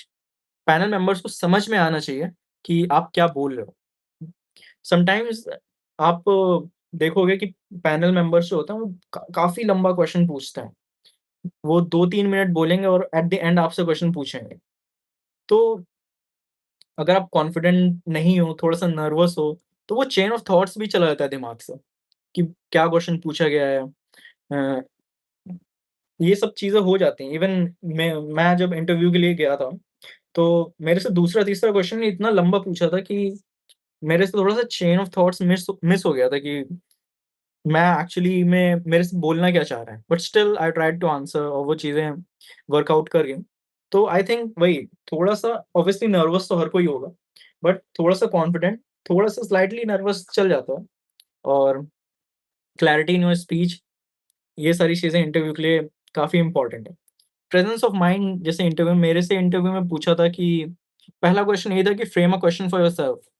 अ, मैंने कहा sir any question? They were like या any question. So I framed the question, they were not very impressed with the question. तो उन्होंने बोला कि frame something analytical, something which is not from a DAF. So I framed that question. Then they said कि now answer this question. So I answered that question and there was something like कि समझ लो आप वंदे भारत से travel कर रहे हो. There is Sachin Tendulkar, Yogi Adityanath ji and Aamir Khan ji in your coach. तो आप किसके बगल में बैठना चाहोगे? तो I was like mister Sachin Tendulkar. उन्होंने कहा frame 3 questions for mister Sachin Tendulkar. तो ये सारे क्वेश्चन्स जो हैं इनके लिए आप प्रिपेयर नहीं कर सकते।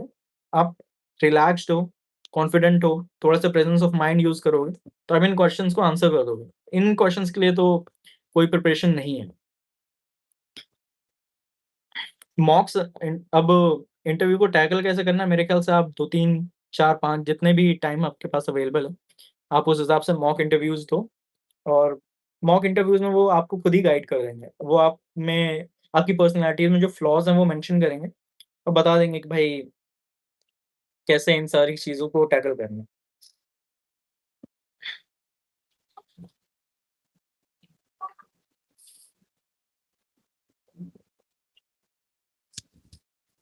एनसीईआरटीज़ अगला क्वेश्चन देख लेते हैं। टॉपर्स, कॉपीज़ को एनालाइज़ मैंने इस चीज़ पे बात कर दी है।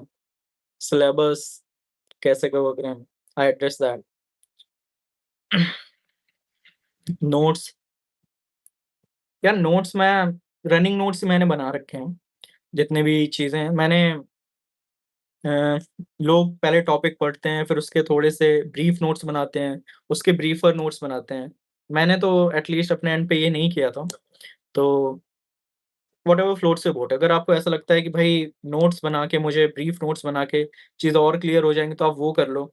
जैसे कि आप मेरी कोई बुक देखोगे लक्ष्मीकांत, मैं हाइलाइटर यूज़ करता हूँ, इम्पोर्टेंट चीज़ हाइलाइट कर देता हूँ और जब मैं दोबारा रिवीज़न कर रहा हूँ तो सिर्फ़ वही पार्ट्स पढ़ लिया।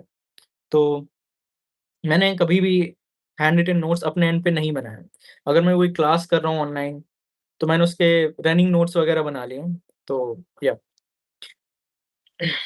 एनसीईआरटीज़ का इम्पोर्टेंस कौन-सी पढ़नी है, ओल्ड की न्यू कैसे पढ़ना है?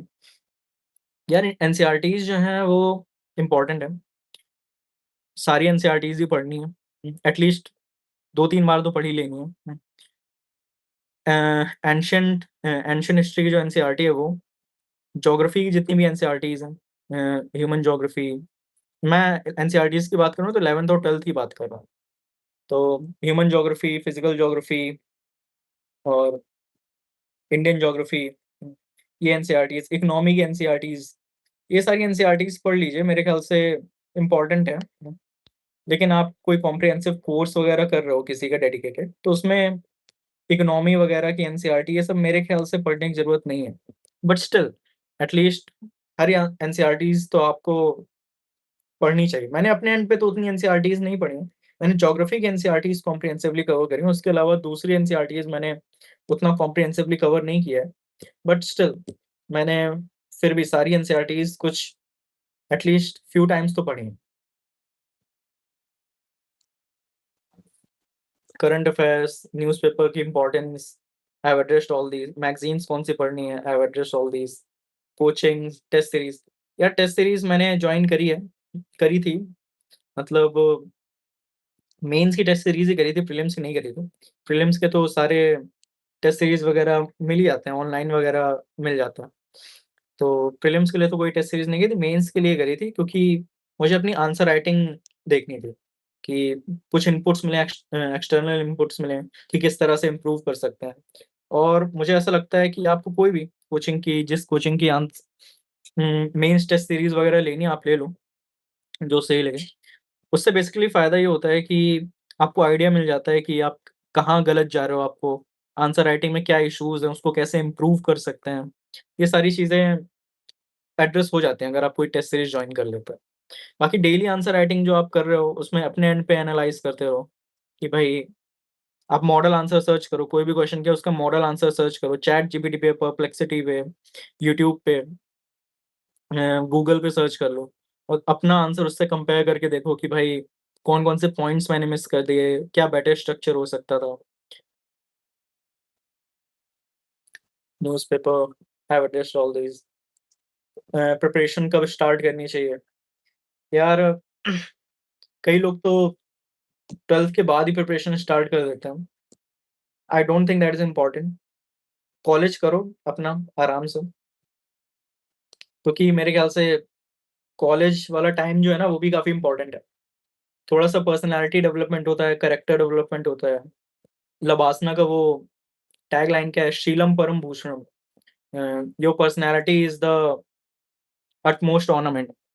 तो पर्सनैलिटी डेवलपमेंट कॉलेज वगैरह में होता है। आप फाइनल ईयर वगैरह से प्रिपरेशन स्टार्ट कर दो यूपीएससी की।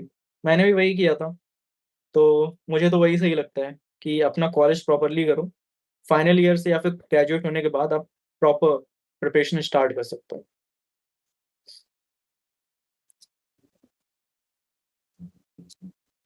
डेली कितने घंटे पढ़ाई करनी चाहिए और हुँ, लेट्स एड्रेस दिस। डेली कितने घंटे पढ़ाई करनी चाहिए? कितने घंटे पढ़ाई करेंगे तो होगा? ऑफ डेज़ ज़्यादा हो जाते हैं बीच में और पढ़ाई में मन नहीं लग रहा है, इन सारी चीज़ों को। तो यार डेली मैं ऐसा कोई टारगेट फिक्स नहीं था कि डेली मेरे को इतने घंटे पढ़ाई करनी है। बट मेरे को मैंने जितने घंटे पढ़ाई करी है, मुझे वो कवर करना काफ़ी सही लगता था। मैं ऐप यूज़ करता था जब भी पढ़ने बैठता था, तो मैं डेली 8-9 घंटे तो पढ़ाई करता था। ऑब्वियसली जब प्रीलिम्स क्लोज़ आ रहा हो, मेंस क्लोज़ आ रहा हो, प्रीलिम्स के बाद का जो टाइम है, उसमें बढ़ाना पड़ता है, लगभग 10-11 घंटे हो जाता है। बट स्टिल घंटे इम्पोर्टेंट नहीं जितना कंसिस्टेंसी इम्पोर्टेंट है। कई लोग हैं जो 12 घंटे 1 दिन पढ़ते हैं, 2 दिन पढ़ लेते हैं, फिर अगले दिन 1 घंटा, 2 घंटा। तो ऐसा नहीं, आप आराम से 7-8 घंटे जितना सही लगे, 6 घंटे, जितना सही लगे उतना पढ़ो लेकिन कंसिस्टेंटली पढ़ो। I think consistence is more important है। Consistency is more important. मैंने टाइम टेबल की जैसे बात है, मैंने ऐसा कोई रिजिड टाइम टेबल भी नहीं बनाया था। क्योंकि मैं घर पे रह के तैयारी कर रहा था, तो आई वाज़ लाइक कि भाई 9 बजे उठना है। मैं सोता 3-4 बजे था, कि 9 बजे उठना है और मुझे ये चीज़ें कवर करनी है, इस टाइम पे ब्रेक लेना है, फिर ये क चीज़ें कवर करनी है, 3 घंटे जेएस पढ़ना है, 3 घंटे ऑप्शनल पढ़ना है, मैपिंग करनी है शाम को 2 घंटे। इस तरह से। अगर किसी दिन मेरा मन नहीं है जल्दी उठने का, तो मैं 10 बजे उठ जाऊँगा, लेकिन उस दिन ज़्यादा पढ़ाई कर लूँगा। किसी दिन पढ़ने का मन नहीं है, still I will somehow manage कि मैं 3-4 घंटे पढ़ लूँ। तो आई थिंक कंसिस्टेंसी ज़्यादा इम्पोर्टेंट है। आप 7 घंटे, 8 घंटे पढ़ रहे हो, तो पढ़ते रहो, लेकिन डेली पढ़ो। पढ़ाई में मन नहीं लग रहा, कोई बात नहीं, थोड़ा-सा ब्रेक ले लिया, ब्रेक हर किसी को चाहिए। थोड़ा-सा ब्रेक ले लिया, 2 दिन का, 3 दिन का, कहीं बाहर 2-3 दिन के लिए घूमने चले गए, उससे फ़र्क नहीं पड़ेगा। अगर आप का मन नहीं कर रहा है, आप ज़बरदस्ती बैठोगे, तो प्रोडक्टिविटी डिक्रीज़ हो जाती है। अगर आप 12 घंटे बैठ रहे हो पढ़ने और मन नहीं कर रहा है, तो 3-4 घंटे की पढ़ाई आप 12 घंटे में कर रहे हो। इससे अच्छा आप प्रॉपर ब्रेक ले लो, थोड़े दिन पढ़ाई ना करो, उसके बाद आके फिर से अपना पढ़ाई वगैरह शुरू कर सकता हूँ। डिस्ट्रैक्शन डिस्ट्रैक्शन क्या-क्या चीज़ें हैं? तो यार इंस्टा हो गया और ये सारी चीज़ें हो गई। मैंने अपना इंस्टा डिलीट नहीं किया था। आई वाज़ मेरा माइंड को रिफ्रेश करने का सोर्स ही इंस्टाग्राम था। मैं 2 घंटे बैठ रहा हूँ और फिर मैं आधा घंटा रील्स देखूँगा, फिर मैं 3 घंटे बैठ रहा हूँ तो आधा घंटा रील्स देखूँगा। तो यार थोड़ा-सा माइंड रिफ्रेश करने को भी चाहिए। तो मैंने सोशल मीडिया वगैरह को डिलीट नहीं किया था, मैं साथ ही साथ यूज़ कर रहा था। But whatever floats your boat. मेरे फ्रेंड्स वगैरह जो हैं उन्होंने अपना सोशल मीडिया जो अभी यूपीएससी की प्रिपरेशन कर रहे हैं, उन्होंने सोशल मीडिया अनइंस्टॉल कर दिया because they find it too distracting. तो आपको जो सही लगे अपने एंड पे, अगर आप सोशल मीडिया यूज़ कर भी रहे हो तो लिमिटेड यूज़ करो, थोड़ा-सा माइंड रिफ्रेश करने के लिए यूज़ कर लो। ऐसा नहीं कि 2 घंटे रील्स ही स्क्रॉल कर रहे हो, तो फिर टाइम वेस्ट है। हुँ। अब प्लान बी की बात मैपिंग कैसे करते हैं? मैपिंग कैसे करना है और प्लान बी। पहले एड्रेस करते हैं कि मैपिंग कैसे करना है। यार इसके लिए मैंने तो first of all world geography का मैंने एक कोर्स कर रखा था, जो मेरे ऑप्शनल में भी कवर्ड था, ज्योग्राफी ऑप्शनल और जो मैंने अनअकैडमी से भी एक कोर्स किया था। तो उससे मेरा वर्ल्ड ज्योग्राफी वगैरह कवर हो गया था। मैपिंग के इम्पोर्टेंट वर्ल्ड ज्योग्राफी के कॉन्टेक्स्ट में इम्पोर्टेंट चीज़ें कवर हो गई थी। बाकी आप को मैपिंग कवर करना है तो आप जैसे न्यूज़पेपर रोज़ पढ़ते हो, इम्पोर्टेंट प्लेसेस आती हैं, आप उनको मेंशन कर लो, छोटे से शॉर्ट नोट्स बना लो, जो मैं करता था। थोड़े से कोई इम्पोर्टेंट प्लेसेस वगैरह आ गई तो मैंने मेंशन कर लिया अपने नोट्स वगैरह में। आप मंथली मैगज़ीन्स पढ़ोगे तो मंथली मैगज़ीन्स के एंड में एक पेज होता है जिसमें वो इम्पोर्टेंट प्लेसेस न्यूज़ वगैरह करके बताते हैं। आप वो प्लेसेस एंड न्यूज़ वगैरह पढ़ लो। आप 12 महीने हैं तो 12 पेजेज़ ही पढ़ने हैं। तो वो अपने एंड पे मैपिंग ईज़िली हो जाएगा। उसमें इतना मुझे नहीं लगता इतना इश्यू होगा, अगर आप मंथली मैगज़ीन्स के एंड वाले पेजेज़ वगैरह देखते हो। बाकी न्यूज़पेपर वगैरह में मैं बता रहा हूँ इम्पोर्टेंट प्लेसेस वगैरह आ रही हैं, वो कवर कर लो।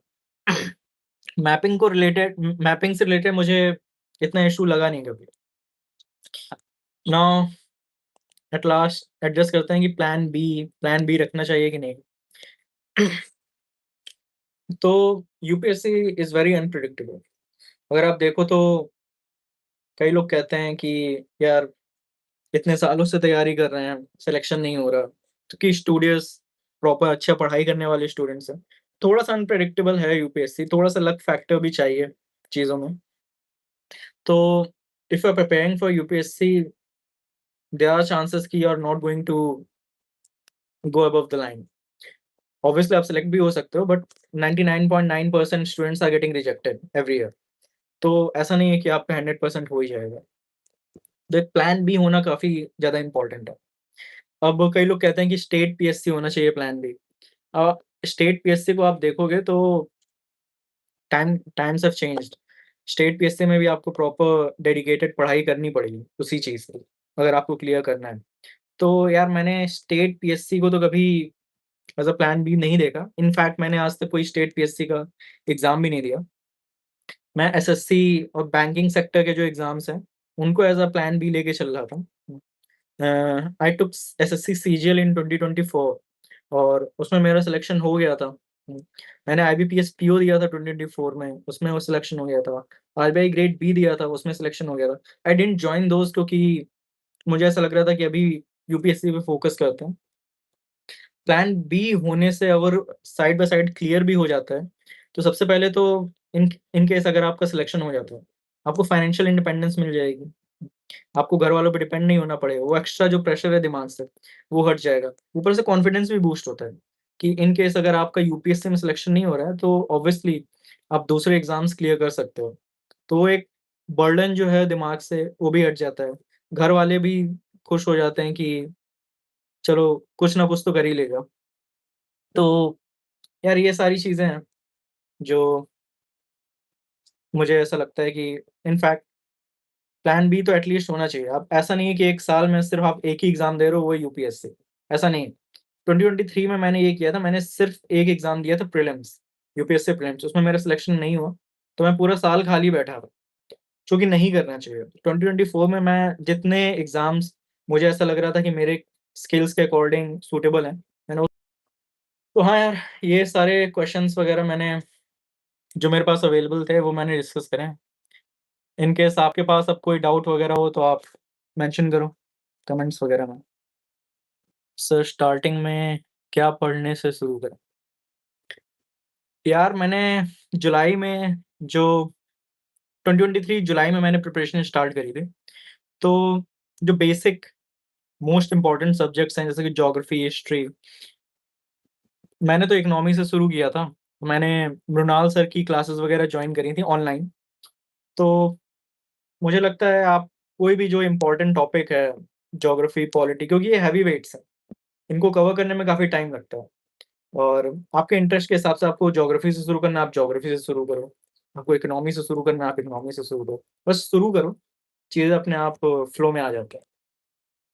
एस्से के लिए एस्से, हाँ, सॉरी, एस्से नहीं डिस्कस किया। तो यार मैंने जो कोर्स मेंशन किया था मतलब पहले, राइट स्मार्ट कोर्स सारथी आईएएस का, तो उसमें एस्से भी कवर्ड था। तो उसमें 2-3 क्लासेस थे एस्से के, कैसे एस्से लिखना है, क्या-क्या अप्रोचेस लगानी है। मैंने वहाँ से एस्से अपना कवर किया था। तो उसमें मैं ये था कि भाई शुरू में एनेक्डोट लिखना है, मतलब कितने डायमेंशंस जनरेट करने हैं। ऐसे में भी मैं भी पेस्टल अप्रोच ही लगाता था कि अगर कोई टॉपिक है, जैसे कि इस बार ऐसे में क्वेश्चन आया था यूपीएससी में कि our worst failures are the best tutors. तो मैंने इस पे ऐसे लिखा था। तो इनिशियली एक एनेक्डोट लिखा था कि 1857 का जो स्ट्रगल था, उसके उसमें ऑब्वियसली इंडिया को इवेंचुअली तो फेल्योर फेस करना पड़ा था, लेकिन उससे हम लोग को क्या इवेंचुअली चीज़ें समझ में आईं। मॉडरेट्स ने 1857 की जो लर्निंग्स थी, उनको यूज़ किया। बाद में इंडियन नेशनल फ्रीडम स्ट्रगल जो है, उसमें काफ़ी हेल्प हुई। तो मैंने एनेक्डोट यहाँ से शुरू किया था और फिर मैंने 4 डायमेंशंस जनरेट किए थे कि कैसे वर्स्ट फेलियर्स इम्पोर्टेंट है लाइफ में, कैसे फेलियर्स वगैरह से हम लोग को सीखना ज़रूरी है। इन सारी चीज़ों में, हर टॉपिक में आप 4-4 5-5 डायमेंशन जनरेट करो, कि एक पॉलिटिकल एंगल जनरेट करो, एक एनवायरमेंटल एंगल जनरेट करो। जैसे ओज़ोन लेयर डिप्लीशन हो रहा था, तो वर्स्ट फेलियर, फिर उससे क्या हम लोग को बेस्ट चीज़ें आईं। हम लोग ने सीएफसी को एचएफसी से रिप्लेस कर दिया, फिर और थोड़ा-सा फाइन ट्यून कर दिया। तो इसी तरह से सोसाइटल एंगल डालो, टेक्नोलॉजिकल एंगल डालो। जैसे कि चंद्रयान 2 फेल हुआ था। चंद्रयान 2, हाँ, चंद्रयान 2 फेल हुआ था, तो हम लोग ने चंद्रयान 3 जो है वो मून के साउथ पोल में भेजा। उसमें ऑर्बिटर था, उसमें लैंडर था, उसमें रोवर था और साउथ पोल, मून के साउथ पोल में dark side of the moon पे भेजने वाले हम लोग पहले कंट्री बन गए। तो Chandrayaan 2 was a worst failure और चंद्रयान 3 जो था वो बेस्ट ट्यूटर। तो टेक्नोलॉजिकल एंगल जनरेट हो गया। उसी तरह से एग्रीकल्चरल एंगल, इकोनॉमिक एंगल, जितने भी इंटरनेशनल रिलेशन से कोई एंगल है, ऐसे जनरेट करो। लास्ट में कंक्लूजन ऐड कर दो 1-2 पेज का। थोड़ा-सा फ्यूचरिस्टिक कंक्लूजन होना चाहिए और यू विल डन फॉर ऐसे। एक कोई टेस्ट सीरीज़ जॉइन कर लेना, मैंने तो विज़न की करी थी। हर वीक के एंड में एक टेस्ट होता था, मैं लिख देता था, उसमें मेरे डिसेंट मार्क्स आ जाते थे एंड आई वाज़ लाइक हाँ, ठीक है, ऐसे सॉर्टेड है। मेंस के लिए क्या स्ट्रैटेजी होनी चाहिए? भाई यार मैंने इस वीडियो में डिस्कस करी है। जब ये वीडियो अपलोड हो जाएगा तो भाई स्ट्रैटेजी देख लियो मेंस के लिए। वैल्यू एडिशन कैसे करते हैं? वैल्यू एडिशन यार अपने एंड पे करना पड़ेगा वैल्यू एडिशन। मैं सारी चीज़ें बता देता हूँ जहाँ से मैंने अपने आंसर्स में वैल्यू एडिशन किया है। अगेन मैं वही कोर्स मेंशन करूँगा, सारथी आईएएस का राइट स्मार्ट कोर्स। उसमें शिवेन सर ने प्रॉपर हर टॉपिक्स पे हम लोग को हैंडआउट्स वगैरह दिए थे। उन हैंडआउट्स में डेटास थे, कोट्स वगैरह थे, पर्सनैलिटीज़ वगैरह थे, करंट अफेयर्स वगैरह थे। तो ये सारी चीज़ें थी और उनको किन क्वेश्चन से हम लोग एसोसिएट कर सकते हैं। जैसे मैंने एग्ज़ाम्पल दिया था कि अगर कोई वुमेन एम्पावरमेंट का क्वेश्चन आएगा तो मैं इंट्रो में रानी अहिल्याबाई होलकर के बारे में लिखूँगा। तो ये मेरे को आइडिया वहीं से आया है। बाकी इसके साथ अपने एंड पे भी वैल्यू एडिशन कर सकते हैं। आप न्यूज़पेपर में कोई चीज़ पढ़ रहे हो, आप कोई टॉपिक पढ़ रहे हो, आपने पीवाईक्यूज़ देख देख रखे हैं। तो आप वो टॉपिक देख के समझ में आ जाए कि हाँ यार, इसको मैं इस जगह पे यूज़ कर सकता हूँ। तो जैसे कि मैं एग्ज़ाम्पल देता हूँ, मैं एक बार न्यूज़पेपर में एक टॉपिक पढ़ रहा था कि यूएस के सैन एंड्रियास में लैंड जो है वो सबसाइड कर रहा है बिकॉज़ ग्राउंड वाटर एक्सट्रैक्शन बहुत ज़्यादा हो रहा है। तो मुझे ध्यान में आया कि हाँ यार, जीएस पेपर 1 में ग्राउंड वाटर एक्सट्रैक्शन पे क्वेश्चन पूछते हैं, तो उसके इंट्रो में मैं ये चीज़ ऐड कर सकता हूँ कि सैन एंड्रियास में जो लैंड सब्सिडेंस है वो काफ़ी हाई रेट से हो रहा है because of excessive ground water extraction. तो इस तरह से अपने एंड पे भी चीज़ें करी जा सकती हैं वैल्यू एडिशन के लिए। करंट अफेयर्स कौन से न्यूज़पेपर से करें? भाई मैं तो हिंदू पढ़ता था। लैंग्वेज पेपर्स हिंदी और इंग्लिश कैसे गए? भाई अगर डिसेंटली हिंदी और इंग्लिश पढ़ना लिखना आता है, तो उसमें हो जाएगा। 300 में 75 मार्क्स लाने होते हैं। तो इवन प्रीलिम्स के सॉरी मेंस के 1-2 हफ्ते पहले उनका पेपर एक बार अपने एंड पे ट्राई कर लेना, हो जाता है। लेटर लिखने को आते हैं, निबंध लिखने को आते हैं हिंदी में, तो लेटर नहीं सॉरी निबंध वगैरह आते हैं तो हो जाएगा, उसमें कोई इश्यू नहीं। How to write different answers for भाई मैंने इस वीडियो में ऑलरेडी पहले डिस्कस किया है कि बेसिक पॉइंट्स हर किसी को आते हैं।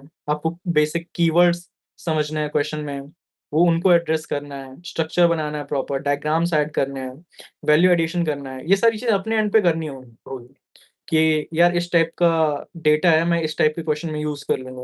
अगर आप ये करोगे तो वो यूनिक होगा। अगर आप किसी कोचिंग का फॉलो करोगे, तो आपके साथ हज़ार बच्चे और हैं जो वो चीज़ें फॉलो करेंगे। वाजीराम से कोई प्रीलिम्स टेस्ट दिया था? नहीं भाई, नहीं दिया था। सर लैंग्वेज सर ऑप्शनल कैसे चूज़ करें हम? एड्रेस किया है। ये लाइव लाइव स्ट्रीम जब एंड होगा तो आप पीछे करके देख सकते हो। Which attempt? Third attempt.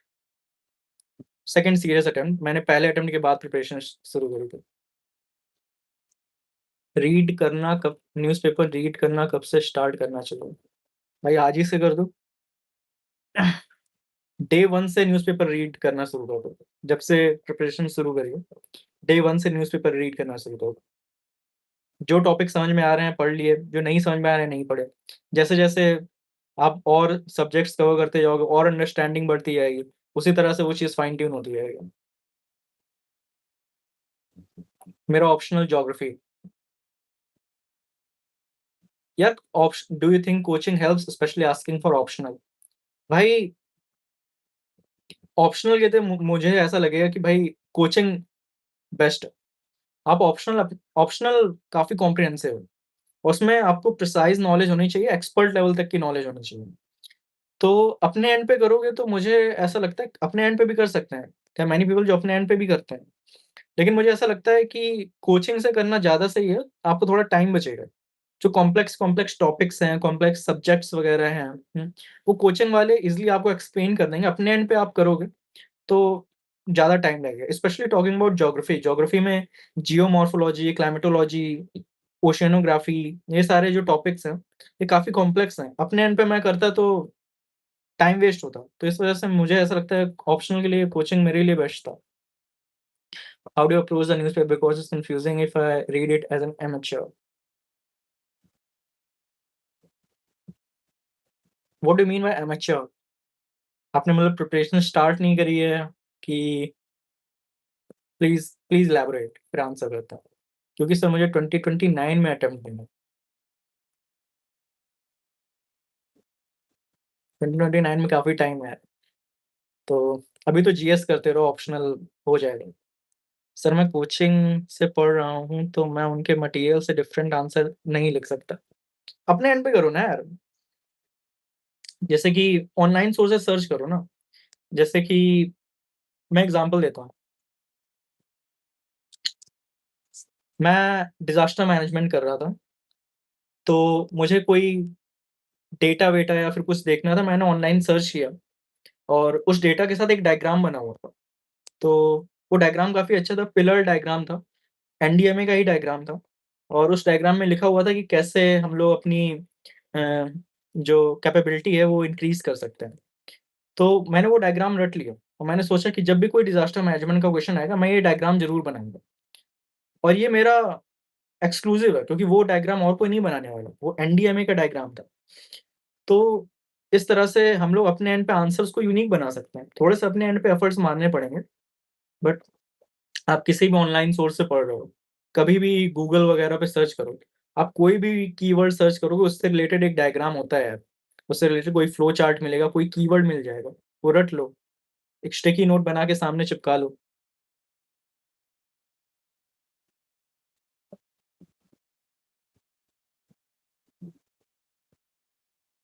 What should be my timeline of study let's say I am starting today and attempting the 2027 का अटेम्प्ट कर रहे हो, आज पढ़ाई शुरू कर रहे हो, तो भाई बेसिक्स कवर करो अक्टूबर तक, स्टैंडर्ड सोर्सेज़ पढ़ो, बुक लिस्ट वगैरह जो मैंने पहले बताई हैं, वो सब पढ़ना।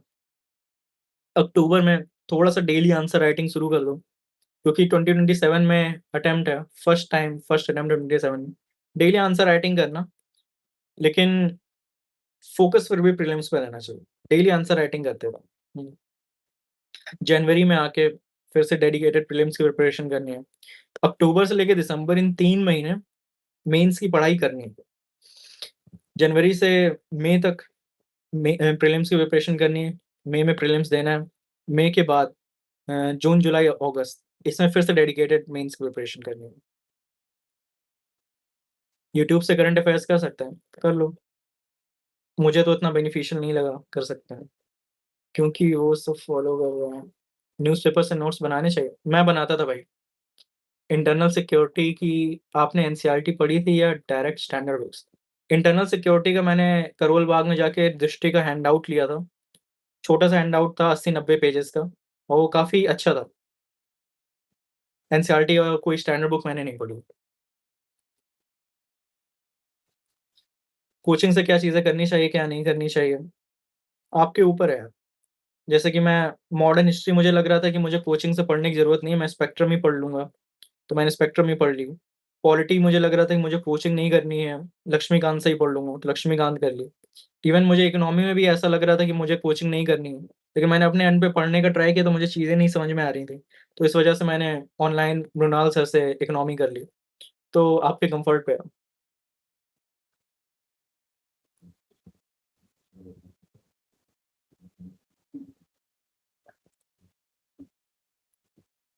आई am going to prepare for the first time I think and do within 1 year with my best friend I want to do you think I am realistic? No bro, you are being very realistic.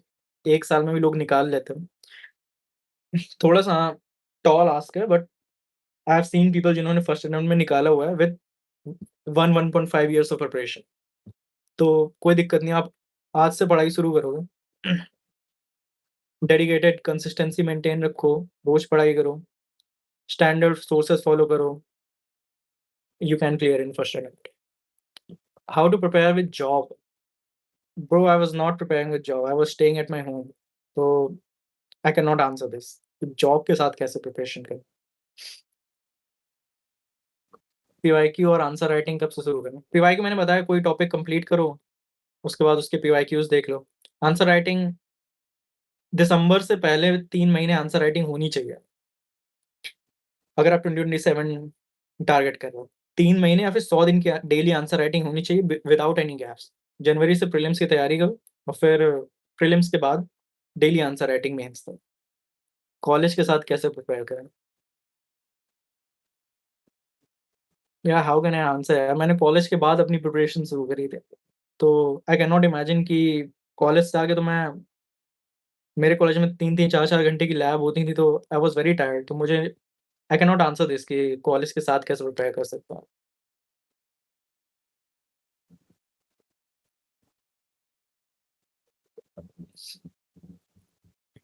या it's 7:23, 7 minutes और कुछ questions ले लेता हूँ, then will end this. Tamil Nadu board की book पढ़नी चाहिए। Tamil Nadu board की बुक्स काफ़ी अच्छी हैं, इकोनॉमी वगैरह की अच्छी हैं, मेरे ख्याल से हिस्ट्री वगैरह की काफ़ी अच्छी हैं। तो इफ यू हैव टाइम आप पढ़ सकते हैं। So I am from Hindi. Sir I am a third year maths student at Hansraj college. I have a doubt after finishing college should I go back home and take online coaching और should I stay in India and opt for offline coaching? अगर आप ये question मेरे से पूछोगे तो मैं तो घर जाके ऑनलाइन कोचिंग ले लूँगा। दिल्ली में रहना, स्पेशली करोल बाग वाले एरिया में, बहुत डिस्ट्रैक्टिंग है। अकेले एंड पे चीज़ें मैनेज करना बहुत मुश्किल है। घर पे पेरेंट्स वगैरह वो सारी चीज़ें मैनेज करेंगे, आपको बस पढ़ाई पे फ़ोकस करना है। घर पे रहने में थोड़ा-सा हाँ, मेंटल स्ट्रेस तो रहता है, लेकिन दैट्स द प्राइस यू पे for all the comforts you get in your home. तो पर्सनली स्पीकिंग मैं तो घर जाके ऑनलाइन कोचिंग लेना प्रेफ़र करूँ। आई am from Hindi medium Hindi medium Hindi medium का लोगों का सिलेक्शन होता है although very less, but it's not like कि हिंदी मीडियम के लोगों का सिलेक्शन होता नहीं।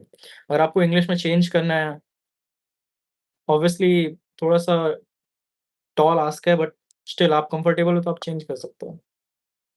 टेस्ट सीरीज़ कब से शुरू करें? अक्टूबर से कर दो भाई, अगर 2027 का टारगेट कर रहे हो। Personally how do you manage in your low times? Personally how do you manage in your low times because there might be days when the question होगा कि सबसे पहले कंपैरिज़न तो नहीं करना। सबसे ज़्यादातर दिक्कत इसी से होती है, आप कंपेयर करते हो, कंपैरिज़न नहीं करना है, अपने पे फ़ोकस करना है। और हाँ यार, लो टाइम्स तो होते हैं यार प्रिपरेशन में। आप अपने फ्रेंड्स वगैरह से बात करो, specially I was fortunate enough कि मेरे फ्रेंड्स तीनों मेरी ही जगह पे ही थे। तो हम लोग आपस में बात करते थे, एक-दूसरे से सॉर्ट आउट कर लेते थे चीज़ें। आप फैमिली मेंबर से बात करो, सिबलिंग्स हैं, सिबलिंग से बात करो, पेरेंट्स से बात करो। हुँ, मेरे को तो म्यूज़िक सुनना, म्यूज़िक बजाना काफ़ी अच्छा लगता है। कभी लो टाइम है, पढ़ाई से ब्रेक ले लिया, कहीं ट्रिप पे चले गए 1-2 दिन के लिए।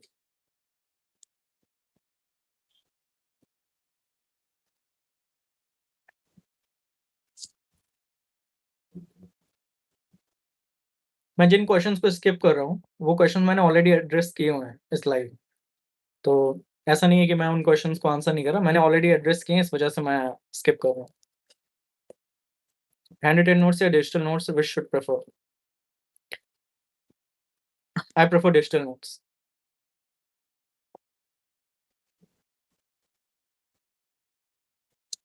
यार, डेली न्यूज़पेपर पढ़ना काफ़ी इम्पोर्टेंट है। मुझे तो एटलीस्ट ऐसा लगता है। अगर आप डेली न्यूज़पेपर पढ़ रहे हो, तो सिर्फ़ प्रीलिम्स में ही नहीं, मेंस में भी और इंटरव्यू में भी आपकी हेल्प होगी। वो एक्चुअली आपको प्रॉपर टर्मिनोलॉजीज़, प्रॉपर कैसे चीज़ों को आंसर करना है। इवन न्यूज़पेपर्स में काफ़ी सारे कीवर्ड्स, इम्पोर्टेंट टर्म्स आते हैं, जो आप अगर यूट्यूब वगैरह से कर रहे हो, जो वो चीज़ें समझ में नहीं आती। डेली न्यूज़पेपर पढ़ना आप जितनी देर भी पढ़ रहे हो, किसी दिन मन नहीं है 10 मिनट पढ़ लिया, किसी दिन ज़्यादा मन है 1 घंटे पढ़ लिया। तो मेरे ख्याल से एटलीस्ट डेली न्यूज़पेपर पढ़ना तो बहुत इम्पोर्टेंट है। It's non negotiable. ऑब्वियसली आप करंट अफेयर्स को और कंसोलिडेट करने के लिए मैगज़ीन्स पढ़ोगे। मैंने भी पढ़ा था मैगज़ीन्स, पीटी 365 वगैरह, but still I was reading newspapers.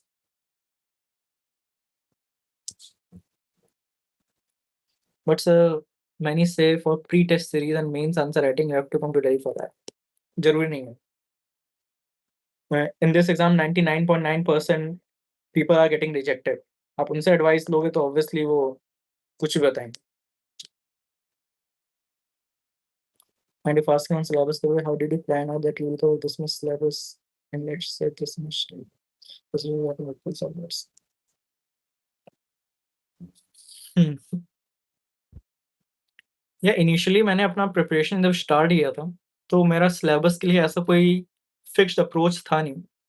I was जब मैं प्रिपरेशन मैंने स्टार्ट किया, I was covering 1 subject in the morning, 1 subject in the evening, दोपहर में थोड़ा-सा ऑप्शनल पढ़ लिया।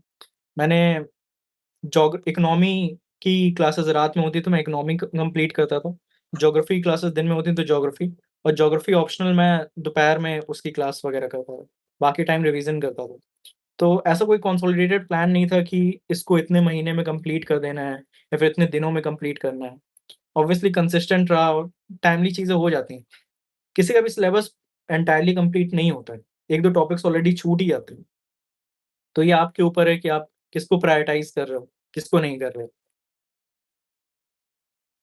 सीसैट की प्रिपरेशन कौन से मन से आप स्टार्ट या सीसैट के लिए आई हैव नो क्लू, मैंने कभी सीसैट की डेडिकेटेड प्रिपरेशन करी नहीं है। I am from engineering background, तो मुझे ज़रूरत नहीं पड़ी। ओके, 2 मिनट्स आर रिमेनिंग, तो कुछ क्वेश्चन्स और देखते हैं।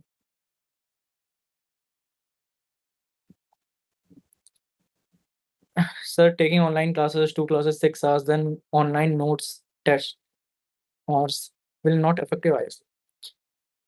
यार ऑब्वियसली थोड़ा-सा तो आप वो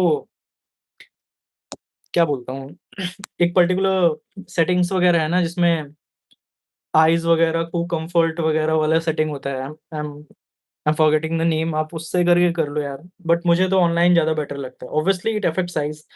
अ, तो मेरे ख्याल से आप ब्रेक्स वगैरह ले लो बीच में, थोड़ा-सा बाहर आओ, टच सम ग्रास, घर पे आओ। बट मैं मुझे ऑनलाइन बेटर लगता है। But obviously I have talked to many student जिनको कई सारे इश्यूज़ हो जाते हैं ऑनलाइन की वजह से। आँखों में दिक्कत हो जाती है, बैक पेन होने लगता है। तो उसके लिए आप थोड़ा-सा ब्रेक लो, थोड़ा-सा वॉक करके आओ, किसी घर के पास कोई गार्डन-वार्डन है, वहाँ पे घूम आओ। तो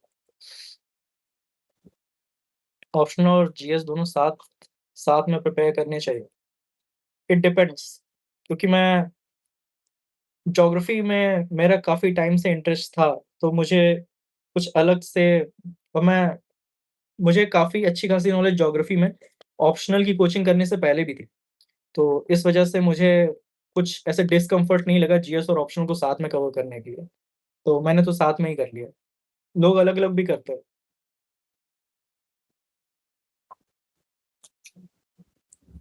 दैट्स वेरी ट्रू। हर किसी की जर्नी यूनिक है।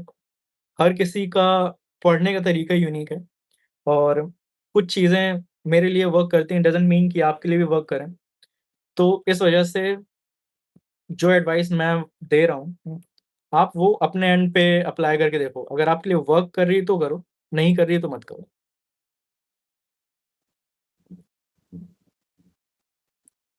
At home we are isolated from other student, यार हाँ, ये भी है। At home we are isolated from other students, but यार ऑनलाइन कनेक्टेड तो रहते ही हैं। जैसे कि मैं घर पे रह रहा हूँ, I M at my sister's place, तो क्या कहते हैं, मेरे दूसरे जो कॉलेज फ्रेंड्स हैं वो भी अपने घर पे ही रह रहे हैं। बट ऑब्वियसली हम लोग ऑलमोस्ट हर 2 दिन, 1 दिन रात पे लॉन्ग कन्वर्सेशंस करते हैं, जब प्रिपरेशन कर रहे थे, कि कौन से टॉपिक्स कवर हुए, कहाँ पे क्या इश्यू हुआ। तो ऐसा एक ऑनलाइन पीयर ग्रुप वगैरह होना तो मेरे ख्याल से इम्पोर्टेंट है, अगर आप घर पे रह रहे हैं। अगर आपका ये भी नहीं है तो मैं तो कहूँगा आप दिल्ली आके रहो, क्योंकि एकदम आइसोलेटेड होके पढ़ाई करना तो सही नहीं है। एक ऑनलाइन पीयर ग्रुप, कोई ग्रुप हो जिसके आप पार्ट हो, ऐसा होना काफ़ी इम्पोर्टेंट है।